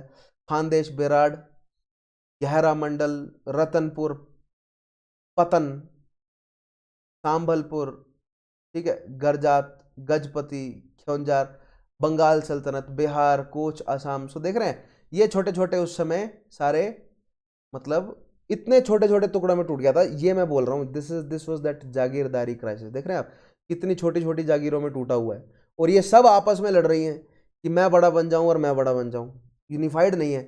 जबकि देखिए मुगल्स, देखिए यूनिफाइड होते हुए आ रहे हैं, ठीक है। तिमूरी आइडियोलॉजी में जो है वो लॉयलिटी है। अब मुगल्स जो है वो इन सबको यूनिफाई करेंगे कि ग्यूज जो है वो क्या है आपकी तिबेटियन है, सांग जो है वो चाइनीज है। अब ये कॉन्क्वेस्ट देखिए, काबुल से एक उसने कंधार को जीता, पेशौर के रास्ते, लाहौर के रास्ते, पानीपत के रास्ते, दिल्ली, आगरा, ग्वालियर, और इधर जो है वो मोहम्मद लोदी को हराकर पटना वाले रीजन में, चंदेरी वाले रीजन से जो है वो मोहम्मद, सॉरी नॉट चंदेरी, लेकिन हाँ पटना, घाघरा, घाघरा की बैटल से उसने ईस्टर्न लॉदीज जो हैं वो इनको भी हराया, ठीक है। तो ये मैं आगे आपको मैप दिखाऊंगा ही, राइट। उसके अलावा as a result Afghan aristocrats were engaged in conspiracy to dethrone him, कौन, इब्राहिम लोदी, ये मैंने आपको पहले ही बताया है। Daulat Khan, the Afghan ruler of Punjab, invited Mughal ruler Babur to invade India. 1524 Babur tried to attack India, but as the difference between Babur and Daulat Khan grew, Babur had to make retreat. मैंने बोला ना पहले 4 बार तो वो फेल हुआ, 5वीं बार में जीता वो। सिमिलरली समरकंद में भी 3 बार वो फेल हुआ, हो सकता है समरकंद अगर चौथी बार अटैक करता, 5वीं बार करता तो जीत जाता, ठीक। कंसिस्टेंसी से जीत होती है, हमें इससे ये पता चलता है, और यही यूपीएससी ढूंढता है कि कंसिस्टेंसी है या नहीं, ठीक है। Next year Babur came back with a bigger force and by defeating Daulat Khan he captured Punjab, right. उसने दौलत खां को हराया कि तुम्हारी वजह से हार रहा हूं मैं, पहले पंजाब मुझे दो, पंजाब को मैं कंसोलिडेट करता हूं, फिर मैं अपने तरीके से दिल्ली की तरफ बढ़ूंगा। देन क्योंकि पंजाब से पैसा आना बहुत अनिवार्य है और बाबर के पास सेना कम थी, तो उसने पहले पंजाब, सिंध, मुल्तान से पैसा इकट्ठा किया, फिर वो बढ़ा। Then the Mughal army marched towards Delhi. The Afghan and Mughals army faced each other on battlefield of Panipat near Delhi. Delhi से चंडीगढ़ अगर आप आते हैं तो बीच में पानीपत पड़ता है, पानीपत के मैदानों में जो है वो लड़ाई हुई। On reaching Panipat Babur organise the defences. अब बाबर की सेना जो है वो, अब संख्या कितनी थी क्लैरिटी नहीं है, ठीक है। आप 8 से 10 हज़ार के आसपास बाबर की सेना रख सकते हैं और 30 से 40 हज़ार के आसपास आप लोदी की सेना रख सकते हैं, तो कंसिडरेबल संख्या थी, ठीक है, बहुत ज़्यादा संख्या थी। और लोदी के पास हाथी थे, सबसे बड़ी बात, बाबर के पास उतनी बड़ी संख्या में हाथी नहीं थे, गिने चुने हाथी थे बाबर के पास। और भारतीय सैनिकों की शक्ति जो है वो उनके हाथी रहे, लेकिन मैंने आपको बताया कि तुर्कियों के आ जाने की वजह से वो फास्ट मूविंग कैवलरी भी एक एलिमेंट बन गया। तो इब्राहिम लोदी की सेना में हैवी, मतलब elephant corps as well as fast moving cavalry थी, लेकिन Ibrahim Lodi being over confident, arrogance, उसको लगा कि ये समरकंदी क्या हराएगा मुझे, तिमूरी क्या हराएगा, तो 5-6 हज़ार लोग लेकर आए, ठीक है। उसने अपने हाथी आगे रखे और हाथी उसने चला दिया आगे। बाबर ने क्या किया, बाबर ने आर्टिलरी पहली बार आर्मी में, मतलब मिलिट्री लेवल पर आर्टिलरी पहली बार बाबर ने यूज़ करी। बाबर ने गोलियां चलानी शुरू कर दी, मस्केट्स थी क्योंकि उसके पास आर्टिलरी थी, उसने तोप चलानी शुरू कर दी। तोप के पटाखों से हाथी जो है वो चौंक गए, जबकि हाथियों को नशे में रखा जाता था युद्ध के दौरान, ठीक है, और लोहे की सलाखें चुभाकर उनको छोड़ दिया जाता था, मतलब नशे में होते थे और फिर लोहे की सलाखें उन्हें चुभा देते थे, जिससे वो मतलब भयंकर गुस्से में आते थे और चार्ज कर देते थे, चार्ज करवाया जाता था हाथियों को इस तरह, ठीक है। तो जो तोप आर्टिलरीज हैं उनके पटाखों से हाथी चौंक गए और हाथी घूम गए उल्टा, और उन्होंने जो है वो लोदी की सेना में मचा दी भगदड़। एक बार लोदी की सेना में भगदड़ मच गई, फिर उसके बाद बाबर के लिए ज़्यादा मुश्किल नहीं था ओवर पावर करना, और फिर एक बार बैटलफील्ड में इब्राहिम लोदी को मार दिया, तब तो सेना में जो है वो हड़कंप मच गया कि लोधी मर गया, हम क्यों लड़े। सेना ने कर दिया surrender. It was an easy victory for Babur. ठीक है। By his clever leadership, Babur defeated very large Afghan regiment with only 12,000 soldiers. Ibrahim died on April 21, 1526. Thus, the Sultan Shahi ended in India. ठीक है, दिल्ली सुल्तान शाही जो है वो भारत में खत्म हुई। Babur's troop occupied both Delhi and Agra and Mughal rule came into being. Babar के troop Delhi Agra गए, लूट मार मचाई उन्होंने, लेकिन ज़्यादा नहीं मचाई। क्यों? क्योंकि बाबर जो है वो बसने के लिए आया था, तो उसने कह के भेजा था कि ज़्यादा नहीं लूटना। ठीक है। और मैंने आपको बोला ना, 8-10 हज़ार लोगों को मरने के लिए तैयार करके आए हैं, तो वो जीतेंगे तो सामने जो भी आएगा उसको रौंद देंगे। तो वो तो कैरेक्टर होता है जीती हुई आर्मी का, राइट। तो वो तो था ही, उतना उन्होंने किया। लेकिन जिस लेवल पर तिमूर स्लॉटर करके गया, उस लेवल पर बाबर की आर्मी ने स्लॉटर नहीं किया। क्यों? क्योंकि बाबर आया था बसने। पंजाब में किया बाबर की आर्मी ने स्लॉटर, क्योंकि वहां उन्हें पता था कि हमें यहाँ पर बसना नहीं है, राइट। आगे बढ़ते हैं। Significance of battle of Panipat. Panipat की बैटल का क्या सिग्निफिकेंस है, भारत के इतिहास पर क्या असर है? तो टर्निंग पॉइंट है, वाटरशेड इवेंट है। क्यों? It dismantled the power of Lodhi. पहले तो दिल्ली सल्तनत खत्म करा, ठीक है। फिर सबसे बड़ा इंपैक्ट क्या रहा है कि एक नया मिलिट्री इंपैक्ट ज्यादा है, पॉलिटिकल इंपैक्ट कम है। पॉलिटिकल इंपैक्ट आगे होगा। मिलिट्री इंपैक्ट ये है कि एक नया फॉर्म ऑफ जो है वो वॉरफेयर शुरू हो गया। जिस तरह तुर्की आए थे पहली बार भारत में, तो तुर्की अपने साथ नया फॉर्म ऑफ वॉरफेयर लेकर आए थे, फास्ट मूविंग कैवलरीज का। ठीक है। मंगोलियन और जो कंपोजिट बोज और मतलब मंगोलियन आर्चरी लेकर आए थे अपने साथ वो। मुगल्स अब की बार अपने साथ गन पाउडर का यूज लेकर आए। तो गन पाउडर का यूज आर्मी में किया जाना वजन मतलब एक जो है वो मिलिट्री एडवांसमेंट और मिलिट्री अचीवमेंट था। और यहाँ से जो है वो युद्ध नीतियाँ रणनीतियाँ बदल गई। गन पाउडर पर जो है पहले हाथियों पर थी, फिर फास्ट मूविंग घोड़ों पर हुई, और अब गन पाउडर पर जो है वो जीत मतलब डिपेंडेंट होने लगी। जिसके पास फायर आर्म्स ज़्यादा हैं वो जीत जाएगा, या जिसके पास फायर आर्म्स बेटर है और उसका बेटर यूज करना जानता है वो जीत जाएगा। ठीक है। It dismantled the power of Lodhis and opened up an entire territory to up to Jaunpur to Babar's control. Jaunpur वाला पूरा रीजन जो है वो लोधी का कंट्रोल में, मतलब आप ये मान के चलें कि बिहार की बाउंड्री तक लगता पूरा एरिया तुरंत जो है वो बाबर के कंट्रोल में आ गया, राइट। दस establishing the Timurid or more popularly known as Mughal rule in India. जबकि मुगल्स खुद को तिमुरी कहा करते थे, मुगल शब्द जो है वो बाद में फेमस हुआ। ठीक है। The rich treasure stored by Lodi Sultan at Agra relieved Babur of his financial difficulties. Agra जीता, पैसा भर के था वहां पर। बाबर ने जो है वो अपनी सेना को खम्स के रूल के तहत इनाम भी बांट दिया। However, Babur had to wage two hard-fought battles, one against Rana Sanga of Mewad, other against Eastern Afghans, before he could consolidate his position. दो युद्ध लड़ने लगे, लड़ने पड़े और एक सीज करना पड़ा। राणा सांगा को हराना पड़ा, मोहम्मद लोधी को हराना पड़ा, ठीक है, ईस्टर्न अफगान्स को, और ग्वालियर के या मालवा के शासक मतलब जो राजपूत शासक थे उनको, मेदिनी राय, उनको हराना पड़ा। लेकिन उनको हराया नहीं, सीज डाला उनके किले में और फिर फाइनली उन्होंने सरेंडर कर दिया। ठीक है। दस politically the battle of Panipat was not decisive, it was militarily, right. Decisive जो है वो इवेंट्स राणा सांगा के साथ जो बैटल हुई, और उसके बाद मतलब जो पटना में जो बैटल हुई है, पटना के नज़दीक जो बैटल हुई है घाघरा वाली, वो है, वहाँ से जो है वो डिसीजन निकल कर आता है। लेकिन मिलिट्री अचीवमेंट जो है वो पानीपत के बैटल की बहुत ज़्यादा है। However, it marked a new phase in the struggle of establishment of hegemonic political power in India. वो न्यू फेज किसका था? Use of firearms. Cause of Babur success. Babur क्यों जीता? इब्राहिम लोधी क्यों हारा जबकि सेनाएं छोटी थी उसकी?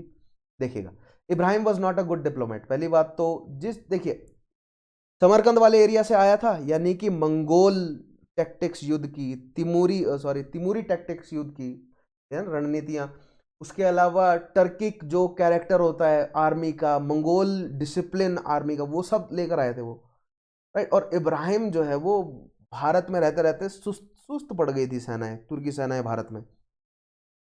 बाबर और इनफैक्ट तिमूरी जब भारत आए ना, तो उन्होंने देखा कि यहाँ की सेनाएं तो सुस्त हैं, ये लोग अभी पालकियों में पहुंच रहे हैं। बताओ, हाथी में बैठ के आ रहा है इब्राहिम लोधी, सारी बात छोड़िए, युद्ध में हाथी में बैठकर आ रहे हैं, समझ रहे हैं, जहां पर सामने घोड़े हैं बहुत तेज भागने वाले, ठीक है, वहां पर हाथी में बैठकर आ रहे हैं। तो ये इस तरह की गलतियां जो है भारतीय शासक करते थे, युद्ध के मैदान में पालकी में बैठ के आ रहे हैं। ठीक है, ऐसे लोगों से लड़ने जो जीवन का बहुत बड़ा हिस्सा घोड़े पर गुजार देते हैं। ठीक है, even in a crisis he could not get the support of Daulat खां, मुहम्मद शाह और राणा सांगा। ठीक है, मुहम्मद शाह कौन है? Muhammad Shah Lodhi, eastern Afghan, right. राणा सांगा राजपूतों को लीड कर रहे हैं, दौलत खान पंजाब सिंध मुल्तान के अंडर है। इनको जोड़ नहीं सका। इनको अगर जोड़ लेता तो बाबर एंटर नहीं कर पाता। बाबर के पास संख्या कम थी, बाबर के पास टेक्निक बेटर थी। ठीक है, so Babur found it practically no difficulty in occupying the Punjab. Fortunately for Babur, his Central Asian neighbors caused him no distraction so that he could confidently pursue his plans in India. दूसरी चीज, सफावियों ने और ऊपर जो है वो बुखारियों ने कोई प्रॉब्लम जो है वो नहीं क्रिएट करी बाबर के लिए। बाबर आराम से जो है वो इंडिया को कंसोलिडेट कर सका। The soldiers of Ibrahim were not satisfied with him. Afghans were a house divided among them, and Ibrahim was no able general. If spies of Ibrahim Lodi had been efficient, he should have surrounded the camp of Babur and cut supplies instead of making frontal attack on it. देखिए, अगर पानीपत पर attack करने का मतलब समझते हैं आप, एक साइड यमुना है, ठीक है, अगर एक साइड यमुना है, इस साइड यहां पर सेना बैठी है, तो बहुत आसानी से या तो यमुना के साथ साथ ले जाकर आप पीछे से सैनिक ले आ सकते हैं। इस साइड जो है वो खाई खोद दीजिए, ठीक है, पीछे से सैनिक ले आइए, आगे से अटैक करो, जब रिट्रीट करने लगेंगे तो पीछे से भी अटैक करवा दो। तो कई तरीके से जो है वो घेरा जा सकता है। ठीक है, जहां पर कुएं वगैरह जो है जैसे मराठे करते थे, इसमें जहर डलवा दो, सेना जो है वो पानी पिए तो मर जाए। ठीक है, तो कहने का मतलब कि इस तरह की कोई टैक्टिक का इस्तेमाल नहीं किया गया, आमने सामने की बैटल में आ गया, आमने सामने की बैटल में इब्राहिम हार गया। ठीक है, तो समझ रहे, कोई अच्छी बैटल, आमने सामने की बैटल में आ जाना कोई अच्छी रणनीति नहीं है, अनलेस आपको पता हो कि एक डिसिसिव विक्ट्री आपका वेट कर रही है, जो कि इब्राहिम को लगा कि शायद हो क्योंकि मेरे पास संख्या ज़्यादा है। लेकिन Babur had something up his sleeve, right, वो है तुगलुमा, बताऊंगा क्या है। But Ibrahim was utterly innocent of even existence of some defensive arrangement, कोई डिफेंसिव अरेंजमेंट नहीं, फ्रंटल अटैक कर दिया उसने पूरा, ऑफेंस वॉज हिज डिफेंस, और ऑफेंस उसका उल्टा पड़ गया जब तोपें चली तो। The tactics of Babur were unknown. अब पहली बात ये, जिस तरह राजपूतों को तुर्कियों की टैक्टिक्स नहीं पता थी, ठीक है, लेकिन स्टिल राजपूतों ने तुर्कियों को हराया पहली बैटल में 1191, राइट। कुछ एक हद तक पता था, लेकिन उस तरह के इक्विपमेंट नहीं थे, क्योंकि तुर्कियों के घोड़े बहुत तेज भागते थे। ठीक है, लेकिन बाबर जो तोप लेकर आया था ना, जो आर्टिलरीज लेकर आया था, उसका मुकाबला जो है वो नहीं कर पाए। लेकिन यहाँ पर पॉइंट मतलब बच्चे बोलते हैं कि सर आर्टिलरी का इस्तेमाल तो इंडिया में पहले भी हो रहा था, बिल्कुल ठीक है, गन पाउडर का इस्तेमाल, मस्केट्स वगैरह यूरोप में हो गया था शुरू, और पुर्तगाली अपने साथ ले आए थे, और पुर्तगाली गोलियां चला रहे थे कोस्टल रीजन में, लेकिन वो दिल्ली से बहुत दूर है, यहाँ पर लड़ाई दिल्ली के आसपास की हो रही है। दूसरी चीज, किले बनाने में, पत्थरों को तोड़ने में चाइना से गन पाउडर का इस्तेमाल तो 13वीं सेंचुरी से शुरू हो गया है। ठीक है, लेकिन आर्टिलरी में गन पाउडर का इस्तेमाल पहली बार बैटलफील्ड में नॉर्दर्न इंडिया में किसने किया? बाबर ने। तो ये कॉमन मतलब नॉलेज बन गई है कि Babur introduced gun powder in India, but इस स्टेट एज सच ये स्टेटमेंट एग्जैक्टली ठीक नहीं है। Babur introduced gun powder as a military use in India, right. उसके अलावा कंस्ट्रक्शन करने में, गन्स वगैरह में तो यूज पहले भी हो रहा था, लेकिन बड़े लेवल पर कैनन्स में इस्तेमाल पहली बार बाबर ने किया। ठीक है, the tactics of Babur were unknown to Indians and they possessed no arm which could be a match for Babur's artillery. So Babar के आर्टिलरी का मुकाबला करने लायक तोपें उनके पास नहीं थी, अगर थी भी तो, अगर मस्केट्स उनके पास एक आधी थी भी तो बाबर के बराबर की नहीं थी, राइट। मस्केट्स क्या होती हैं? जो आपने गन्स देखी है ना, जो इतनी लंबी सी बैरल वाली गन लेकर खड़े होते हैं, उनको मस्केट्स कहा जाता है, right. The trained archers of Babur also contributed to Babur success. Tulughma कहा जाता है इस बैटल टैक्टिक को। प्लैंक्स ऑफ सोल्जर, मतलब घुड़सवार जो है वो साइड में जाते हैं और साइड से तीर चलाते हैं और घेर लेते हैं बीच में सैनिकों को, भगदड़ का फायदा उठाते हैं। तुगलुमा बैटल टैक्टिक कहा जाता है इनको, राइट। बाबर पानीपत की बैटल जीत गया, उसके बाद की क्या क्या समस्याएं बाबर की देखते हैं। सबसे पहले तो अफगानियों को हटाना है लाइन से, क्योंकि तुर्की नोबिलिटी को रीइंस्टेट करना बहुत जरूरी है, क्योंकि ये भी तुर्की हैं और अफगानी जो हैं वो तुर्की अफगानियों पर विश्वास नहीं करते। ठीक है, simple as that. In an environment of confusion that followed the Ibrahim's death, many Afghan chiefs established themselves as independent rulers. Obviously they do. Desertion of his followers. Babar's main task was to restore confidence among the people. Some of his own followers began to desert him on account of the hot climate of country. In fact, Humayun ने कह दिया था कि अब्बा मैं चला समरकंद, ठीक है, मैं जा रहा हूं काबुल, गर्मी बहुत है दिल्ली में, पानीपत में गर्मी बहुत ज़्यादा, ठीक है, दिल्ली में गर्मी उससे भी ज़्यादा। तो इनफैक्ट उसके खुद के कुछ पर्सनल लोग जो है वो बाबर के वापस जाने लगे, ठीक है। बाबर के आगे समस्या क्या थी? बाबर को राइट साइड गुजरात चाहिए, लेफ्ट साइड बंगाल चाहिए, ठीक है, यानी कि राइट साइड उसको राणा सांगा को हराना है, लेफ्ट साइड उसको मोहम्मद शाह को हराना है। अब ऐसे में बाबर क्या करे? जब उसकी सेना भागने लगी तो बाबर ने कहा कि मैं लगवाता हूँ जिहाद का नारा। उसने शराब छोड़ दी, उसने सब कुछ छोड़ दिया, ठीक है। उसने कहा कि मैं लगा रहा हूँ जिहाद का नारा और मैं अब इस्लाम को फैलाऊंगा। जब उसने जिहाद का नारा लगाया तो मैक्सिमम लोग जुड़ गए, क्योंकि उनको पता था खम्स के तहत अब हमें पैसे मिलने वाले हैं, ठीक है। तो उसकी जो सेना है उसमें जोश आ गया और वो फिर जो है वो जुड़ गई लड़ने के लिए। वहां पर हमें देखने को मिलती है बैटल ऑफ खानवा। क्यों? अब देखिए, राणा सांगा, बाबर और राणा सांगा का अगर एग्रीमेंट हुआ था तो ये हुआ था कि बाबर जीतेगा दिल्ली, राणा सांगा आगरा जीतने की मदद करेगा, किसकी? बाबर की। लेकिन दिल्ली बाबर पहुंच गया, बाबर ने आगरा पर अटैक जो है उस लेवल पर नहीं किया, सेना ले जाकर कंट्रोल नहीं किया। इससे राणा सांगा को लग गया पता कि नहीं, बाबर जो है वो अपने बात से हट गया है, तो राणा सांगा भी आगरा नहीं पहुंचा। दोनों ही जब आगरा नहीं पहुंचे तो ये बात क्लियर हो गई कि दोनों नहीं अपने बात से मुकर गए हैं, तो अब युद्ध निश्चित हो गया। तो बाबर के सामने समस्या थी, उसको राजपूतों को हटाना था, उसको पता था गुजरात चाहिए तो राजपूतों को हटाना पड़ेगा, तो उसने राणा सांगा को चैलेंज किया। दिल्ली से साउथ वेस्ट डायरेक्शन में जयपुर के साथ, जयपुर की तरफ दौसा के आसपास जो है वो खानवा का रीजन है, वहां पर बैटलफील्ड में दोनों का आमना सामना हुआ।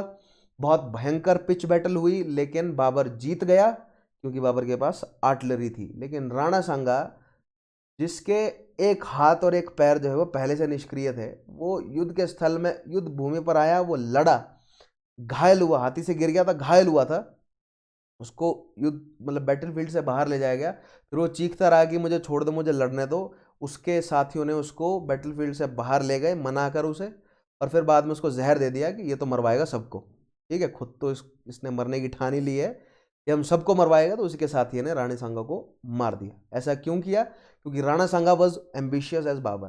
राणा सांगा चाहता था कि आगरा से आगे राजपूताना को मैं बढ़ाऊं, ठीक है, लेकिन ये करने के लिए उसको बाबर से लड़ना था। और बाबर से लड़ने के लिए वो अपने सारी पीरेज को पुश कर रहा था, बाकी सब राजपूत क्लैंस को पुश कर रहा था। और राणा सांगा के कहने पर राजपूत क्लैंस को करना भी पड़ रहा था काम, और कई सारे लीडर्स करना नहीं चाहते थे, ठीक है। वो बाबर की सुवेरेनिटी एक्सेप्ट करना चाहते थे, क्योंकि वो लड़ना नहीं चाहते थे, अपना नुकसान नहीं करना चाहते थे राणा सांगा के एम्बिशन के चक्कर में, ठीक है। तो राणा सांगा का जो ओवर एम्बिशन है उसकी वजह से राणा सांगा की ही मृत्यु हो गई, लेकिन घायल हो गया था वो, ठीक है, इस बैटल में। नहीं तो फिर अगली बैटल में बाबर उसको हराया था, क्योंकि उसकी शक्ति जो है वो काफी कमजोर हो गई थी, ठीक है। तो देखिएगा कॉजेस देखते हैं क्या है बैटल ऑफ खानवा के। So ambitions of Babur and Rana Sanga, कारण है, ठीक है। Both had very high ambitions of name and fame, both had an eye on the whole of India and wanted to become the supreme power. दोनों ही हिंदुस्तान जीतना चाहते थे, ठीक है। Charge of breach of faith, both accused each other of breach of. दोनों ने कहा कि तू आगरा नहीं आया, वो कह रहा है तू आगरा नहीं आया लड़ने। बाबर ने कहा कि तुमने कहा था आगरा हो मदद करूंगा, राणा सांगा कहा कि तूने कहा कि आगरा हो मदद करूंगा, तुम दोनों ही नहीं गए, दैट मीन्स दोनों एक दूसरे को हराना चाहते हो। तो फिर आमना सामना हो गया उनका, right. From record it is not clear whether any agreement was made between the two when Babur invaded India. मैंने बोला ना, ये क्योंकि स्पाइज ने ये मैसेज लेके गए हैं, तो अगर स्पाइज की बातें बाहर आ गई तो वो किस बात के स्पाइस। लेकिन फिर भी एक स्पेकुलेशन है कि हाँ एक एग्रीमेंट हुआ था, लेकिन क्लैरिटी नहीं है उस पर। The armies of Babur and Rana Sanga met at Khanwa about 40 kilometres away from Delhi. Several important Rajput rulers and Afghan chiefs, including Ibrahim Lodi's younger brother, rallied behind Rana Sanga. Rana Sanga के साथ राजपूत क्लैन, मतलब ये जो खानवा की बैटल थी ना, ये बेसिकली हिंदुस्तानी जो बचे थे उनकी बाहरी आक्रमण के खिलाफ युद्ध था, और राणा सांगा लीड कर रहे थे। तो हर तरह के है ना, गुज्जर भी थे उसमें, परमार, चाहमना, मेवाड़, मारवाड़, ये सारे थे, ठीक है, राजपूत तो थे ही। उसके अलावा लोदियों का जो रेमिनेंट थे वो भी थे, उनको भी दिल्ली में हिस्सा चाहिए था। The battle of Khanwa was fiercely contested, बहुत भयानक बैटल हुई 1527। Mughals won the battle and Rana Sanga was wounded badly and had to taken off the field. Rana Sanga wanted to prepare another army and fight Babur. However, on 30th January 1528, Rana Sanga died in Chittor, apparently poisoned by his own chiefs, who held his plans of renewing the fight with power to be suicidal. ठीक है, अब देखिए राजपूत कभी suicidal mission से पीछे नहीं हटे, क्योंकि यही चीज अमीर खुसरो ने भी डॉक्यूमेंट करी है कि चित्तौड़ और रणथंबोर के जो राजपूत हैं वो मरते दम तक लड़ते रहे। सेम मतलब ये चाहमनों से लेकर उसके अलावा मिहिर सेन, मतलब हर शासकों के लिए, हर राजपूत शासकों के लिए ये बात सही है। लेकिन यहाँ पर कुछ जो है वो राणा सांगा के साथ धोखेबाजी हुई। राणा सांगा भी यही कह रहा था कि मर जाएंगे लेकिन लड़ेंगे जरूर। राणा सांगा के हाथ पैर कट चुके थे, समझ रहे हैं आप। खानवा की बैटल में आने से पहले ही राणा सांगा के एक हाथ और एक पैर खराब हो चुका था। ठीक है, वो इस अवस्था में वो लड़ने भी आया और फिर वो लड़ा भी, और जब फिर घायल हुआ तो फिर कह रहा था फिर लड़ूंगा। तो ऐसे व्यक्ति से निपटने का उसके साथियों ने एक ही चारा सोचा कि इसको मार देते हैं, अदरवाइज ये हमें भी मरवाएगा। ठीक है, thus died as one of the most valiant warriors preceded by Rajasthan. और इसको बाबर ने भी एक्नॉलेज किया कि ये था शासक। तो एक समझ रहे हैं आप इस मतलब अंडरस्टैंड नहीं कर रहे हैं आप ग्रेविटी को सिचुएशन की। एक हाथ एक पैर नहीं है भाई का, फिर भी लड़ने पहुंचा हुआ है, फिर भी कह रहा है कि मारूंगा अभी भी। ठीक है, with Sanga's death the dream of united Rajasthan extended up to Agra received a serious setback. उसके बाद फिर राजपूत जो है वो नहीं डेवलप करेंगे। एक बार मुगल्स के कंट्रोल में आए राजपूत तो फिर अंग्रेजों के कंट्रोल से भी नहीं छूटे, और आज उनके महल होटल बनकर बैठे हुए हैं। खुद मतलब जो रॉयल फैमिलीज हैं वो तो निकल गई इंडिया से बाहर मोस्टली, राइट।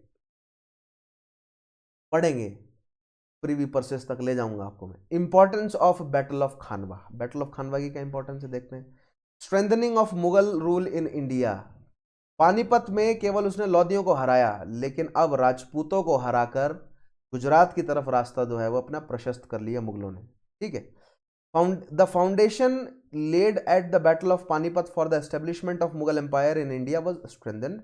वीकनिंग, और दूसरी चीज अफगान पावर खत्म हुई। जो रेमिनेंट्स थे दिल्ली के इब्राहिम लोदी के, वो और खत्म हुए, right. The power of Afghan was almost crippled following the battle. Marwar and not Mewar. After this defeat the death of Rana Sanga, Mewar lost its Prestige. Mewar की शक्ति खत्म हुई और फिर मारवाड़ शक्ति में आया। ये वही मारवाड़ है जो आगे मतलब क्या बोलते हैं, अकबर के साथ भी लड़ता रहेगा, जहांगीर के साथ भी, फिर शाहजहां के साथ इनका मतलब रिलेशन ठीक होगा, और फिर औरंगजेब के टाइम तक रिलेशन जो है वो ठीक रहेंगे। ठीक है, महाराणा प्रताप भी इसी मारवाड़ से निकलेंगे। मारवाड़ के ही साथ मेवाड़ है, तो मेवाड़ और मारवाड़ दो अलग अलग जगह है, राइट। लेकिन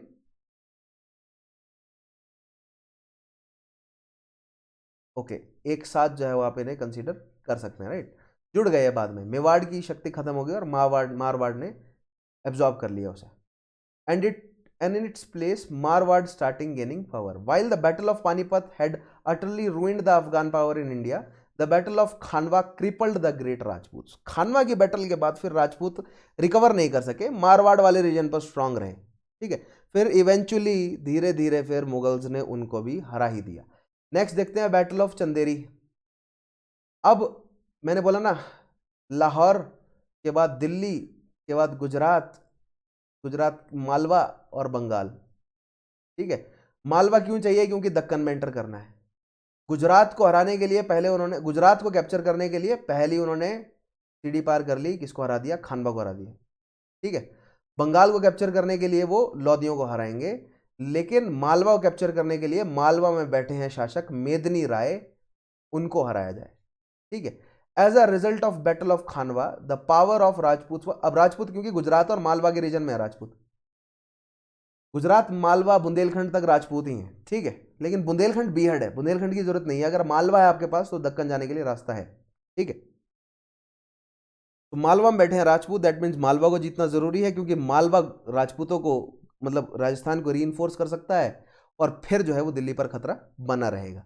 इसलिए मालवा को भी हराना आसान है, मतलब जरूरी है। और मालवा में मेदिनी राय नाम का शासक है, वो मतलब मालवा में एस्टेब्लिश कर चुका है अपने आप को, ग्वालियर उज्जैन वाले रीजन में, कि मैं हूं सुप्रीम अथॉरिटी यहाँ की, है ना। Of Rajput was crippled but not crushed Babur marched against Chanderi which was a stronghold of Rajputs under Medni Rai. The Rajput chief was very powerful and had made his position felt in Malwa. अब देखिए ये है बाबर की पानीपत तक आए। देखिए यहाँ पर ना मुगल्स की कॉन्क्वेस्ट है, यहाँ पर ये मैप बहुत अच्छा है, आप इसको ज़रूर जो है वो डाउनलोड करें, पीडीएफ में से इसको ज़रूर जो है वो डाउनलोड करें और देखें। इस मैप में सारी बैटल्स मैंने आपको एक एक करके एक्सप्लेन करी हैं, ठीक है। यहाँ पर हुमायूं की बैटल्स है, देखिए 34, 35, 36 में आपको बताऊंगा हुमायूं कहाँ कहाँ से कैसे भागा, राइट। उसके अलावा यहाँ पर आप ध्यान से देखेंगे तो दिल्ली के बाद पानीपत के बाद ये जो आगरा के नीचे वाला रीजन है यहाँ पर खानवा है, खानवा को हराने के बाद फिर वो मूव करे 1528 में इधर ग्वालियर के साइड, ठीक है।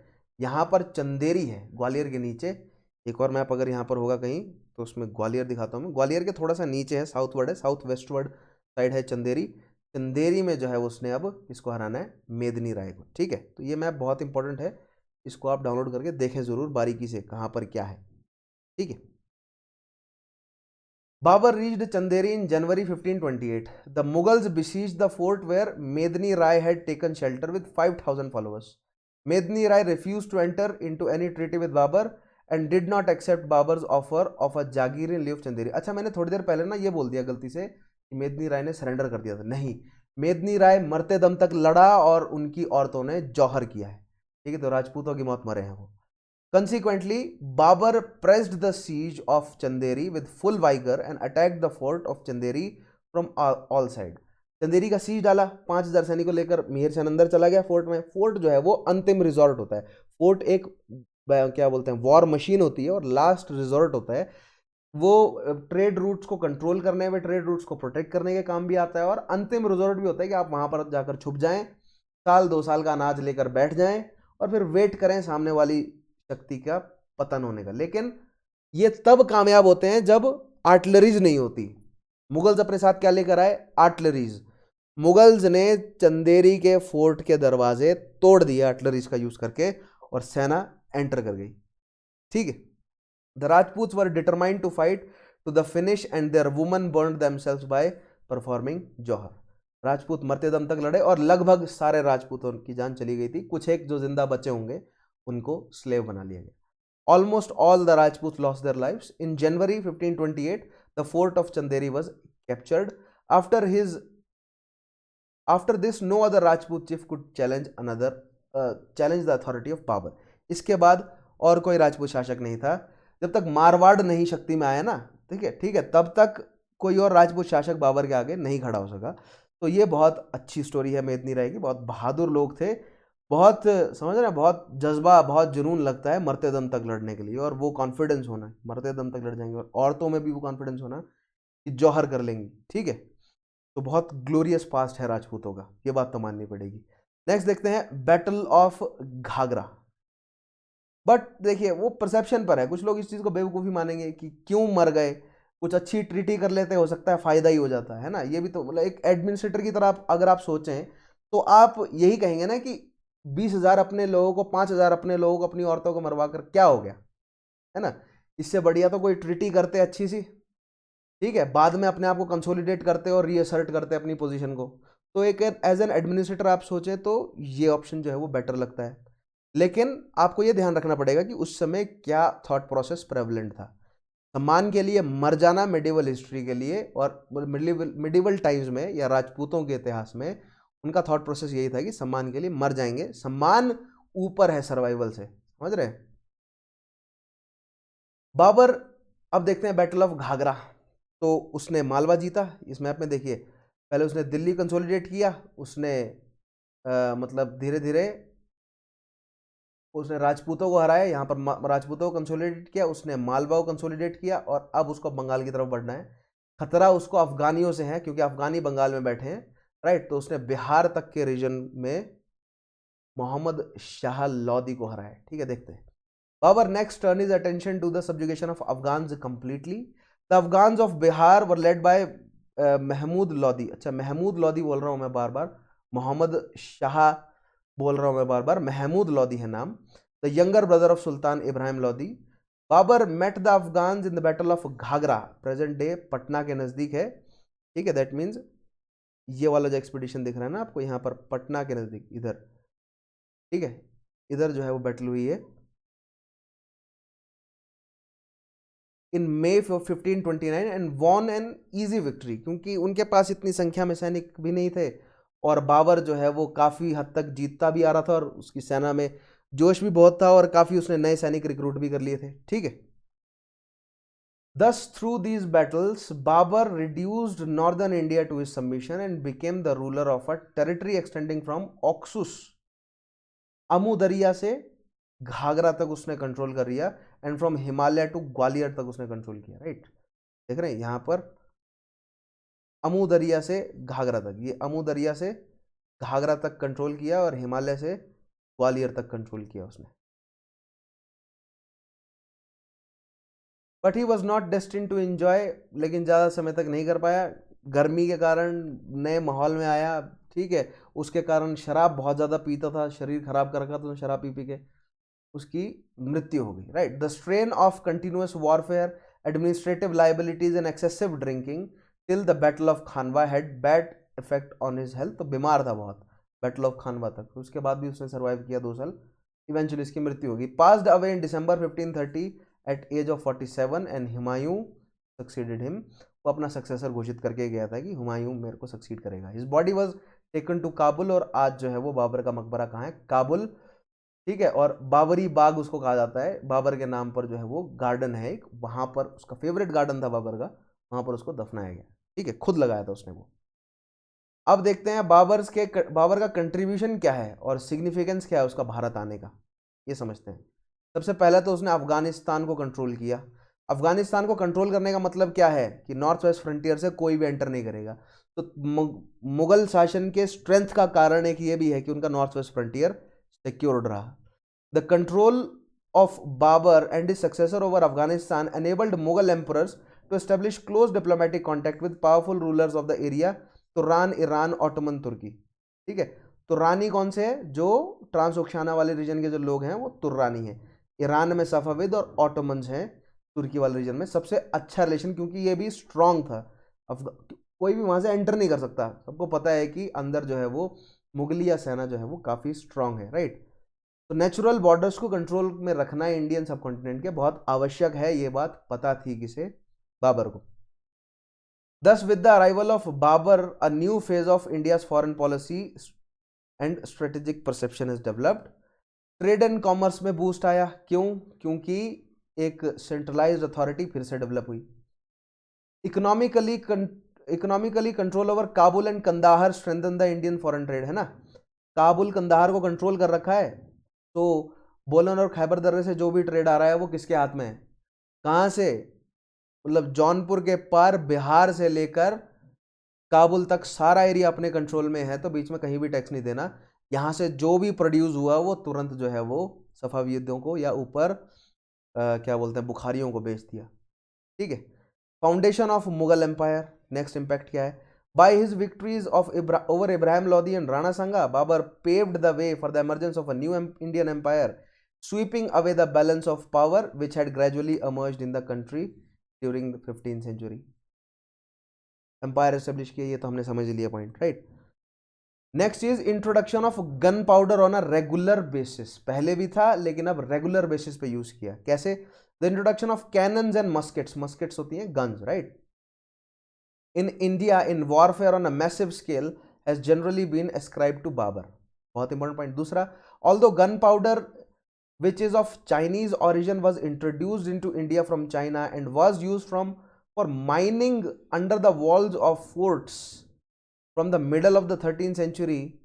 Its use for cannons and muskets was of European origin. देखिए युद्ध के दौरान ना फोर्ट्स को कैसे बनाया जाता था, आप अगर राजस्थान में आज भी जाएंगे या कहीं भी भारत में, एक पहाड़ी के ऊपर फोर्ट बनाया जाता है। फायदा क्या रहता है इसका कि चारों डायरेक्शन में नजर रखी जा सकती है, और अगर आपके पास हायर ग्राउंड है तो डिफेंस करना और ऑफेंस करना आसान हो जाता है। गन पाउडर का यूज कहाँ करते थे, यहाँ से फोड़ना शुरू कर देते थे, ठीक है, इतने रीजन को फोड़ दिया, इतने रीजन में ब्लास्टिंग कर दी, इतने रीजन में ब्लास्टिंग कर दी, जैसे ही ब्लास्टिंग हुई छेद हो गया नीचे, यहाँ से सेना को एंटर कर दिया अंदर। तो फोर्टिफिकेशंस को तोड़ने के लिए ब्लास्टिंग का इस्तेमाल, मतलब ब्लास्टिंग करने के लिए गन पाउडर का इस्तेमाल किया जा रहा था इंडिया में, लेकिन आर्टिलरी में नहीं किया, ठीक है। Their use in Iran and Central Asia in generally dated back to the Ottomans at the Battle of Chaldiran in 1514 against Shah Ismail. Shah Ismail कौन? सफावी शासक। ऑटोमन्स ने शाह इस्माइल को हराने के लिए पहली बार जो है वो बड़े लेवल पर आर्टिलरी का इस्तेमाल किया। ये हमें पहले से एविडेंस मिलते हैं, मतलब कि मुगलों के से पहले। तो जैसी बाबर को पता चला ना कि अच्छा शाह इस्माइल के खिलाफ वहाँ पर ऑटोमन्स ने आर्टिलरी का इस्तेमाल किया ना, तो मुगल ने तुरंत जो है वो बंदे भेजे अपने, और उन्होंने बोला कि ऑटोमन गन मास्टर्स को लेकर आओ। उसको उनको एम्प्लॉय किया और उन्होंने, बाबर ने जो है वो अपने लिए आर्टिलरीज डेवलप करवा ली। Babur quickly took it up by employing 2 Ottoman master gunners in 1516 and mentions their first use at Bajaur in 1519। Bajaur कहाँ है? खैबर पास के बाद पख्तूनिस्तान वाला जो एरिया, वहाँ पर है बजौर। यानी कि लाहौर को कैप्चर करने के लिए या पंजाब को हराने के लिए उसने पहली बार वहाँ पर यूज़ कर लिया artillery. It was then use in battles of Panipat and Khanwa and other battles fought by Babur. ठीक है, जो चंदेरी में बैटल लड़ी वहाँ पर उसने इसी के मतलब आर्टिलरी के यूज से ही उसने ब्रीच किया fort of Chanderi, right. Babur's cannons had put an end to the outdated trends in Indian warfare. Bharat में पहले आउटडेटेड क्या था? तुर्कियों के आने से क्या आउटडेट हो गया? हाथियों वाला वॉरफेयर। ठीक है, अब बाबर के आने से क्या आउटडेट हो गया? मतलब तीर कमान वाला, है ना, कि जो ट्रेडिशनल वेपन्स है उनका यूज जो है वो आउटडेट हो गया। अब आर्टिलरी के दम पर युद्ध जीते जाने लगे। उसके अलावा नया वॉरफेयर का टैक्टिक लेकर आया बाबर अपने साथ, बहुत इंपॉर्टेंट है, फैक्चुअल क्वेश्चन है। Babur also introduce new military tactics in India, borrowing them from Ottomans and Uzbeks. These were the carts lashed together by iron chains, right. बलक कार्ट्स को इस तरह जो है वो जोड़ लिया जाता था एक, और अगर मान लीजिए कहीं आपके पास नेचुरल मतलब बैरियर्स नहीं है या नेचुरल जो है वो आपके पास कवर पोस्ट नहीं है, तो आप कार्ट्स को जो है वो जोड़ दो आयरन चेन्स के साथ और उसके ऊपर जो है वो माउंट कर दो अपनी आर्टिलरीज को। ठीक है, तो ये, और एंड प्रोटेक्टेड बाय डिचेस, और खाइयाँ खोद देने का काम जो है वो शुरू किया इसने। And the flanking parties, flanking parties क्या होती है? मान लीजिए ये तीन जो है वो टुकड़ियां हैं, 2 टुकड़ियों को साइड से भेज दिया। ठीक है, तेज घोड़े रखे हुए वो साइड से जाते हैं और तीर चलाते हैं, मतलब सामने वाली सेना को बीच में घेर लेते हैं। इसको कहा जाता है तुलगुमा। तुलगुमा जो है वो एक बैटल टैक्टिक इस्तेमाल किया किसने? बाबर ने। उसके अलावा सेंट्रलाइजेशन ऑफ पॉलिटी, मुगल शासन स्थापित हुआ भारत में। एडमिनिस्ट्रेशन के लिए क्या कहता है ये? एडमिनिस्ट्रेशन जो है वो सेंट्रलाइज हुआ, इकोनॉमी क्या हुई? सेंट्रलाइज हुई, पॉलिटिकल अथॉरिटी क्या हुई? सेंट्रलाइज हुई। मैंने आपको एक मैप में दिखाया ना कि किस तरह छोटे छोटे राज्य बटे हुए हैं, थोड़ी देर में आप देखेंगे कि पूरा का पूरा मुगल एम्पायर कंट्रोल में है, तो सेंट्रलाइजेशन हुआ, right. The use of artillery further strengthen the position of large states और empires against local petty rulers and zamindars, and they did not have financial resources and means to employ them in a meaningful manner, right. तो जो छोटे जमींदार थे, पेटी rulers थे, छोटे छोटे जो एम्पायर थे, वो एक एक करके सरेंडर करते गए या तो हारते गए, right. It strengthen the process of centralisation to that extent. तो एडमिनिस्ट्रेटिव सेंट्रलाइजेशन तो आगे मैं आपको समझाऊंगा, मुगल एडमिनिस्ट्रेशन एक अलग से टॉपिक कराऊंगा। But it made the battle between states more destructive. The arrival of Mughals helps to reestablish the prestige of crown. Centralization बढ़ने का मतलब क्या होता है? शासक की जो शक्ति है वो टॉप पर पहुंच जाती है। इब्राहिम लोदी को कोई भी जो है वो शक्तिशाली नहीं समझता था, लेकिन बाबर से सब डरते थे। ठीक है, उसके बाद हुमायूं के बाद अकबर से जो है वो सब डरते थे, जहांगीर से सब डरते थे। तो कहने का मतलब क्या है ये, कि जो शासक है उसका प्रेस्टीज बढ़ा। Establishment of a composite state, तिमूरी आइडियोलॉजी, कन्वर्जेंस करवाने पर जोर दिया, लेकिन उतना नहीं जितना पहले तुर्कियों ने दिया था।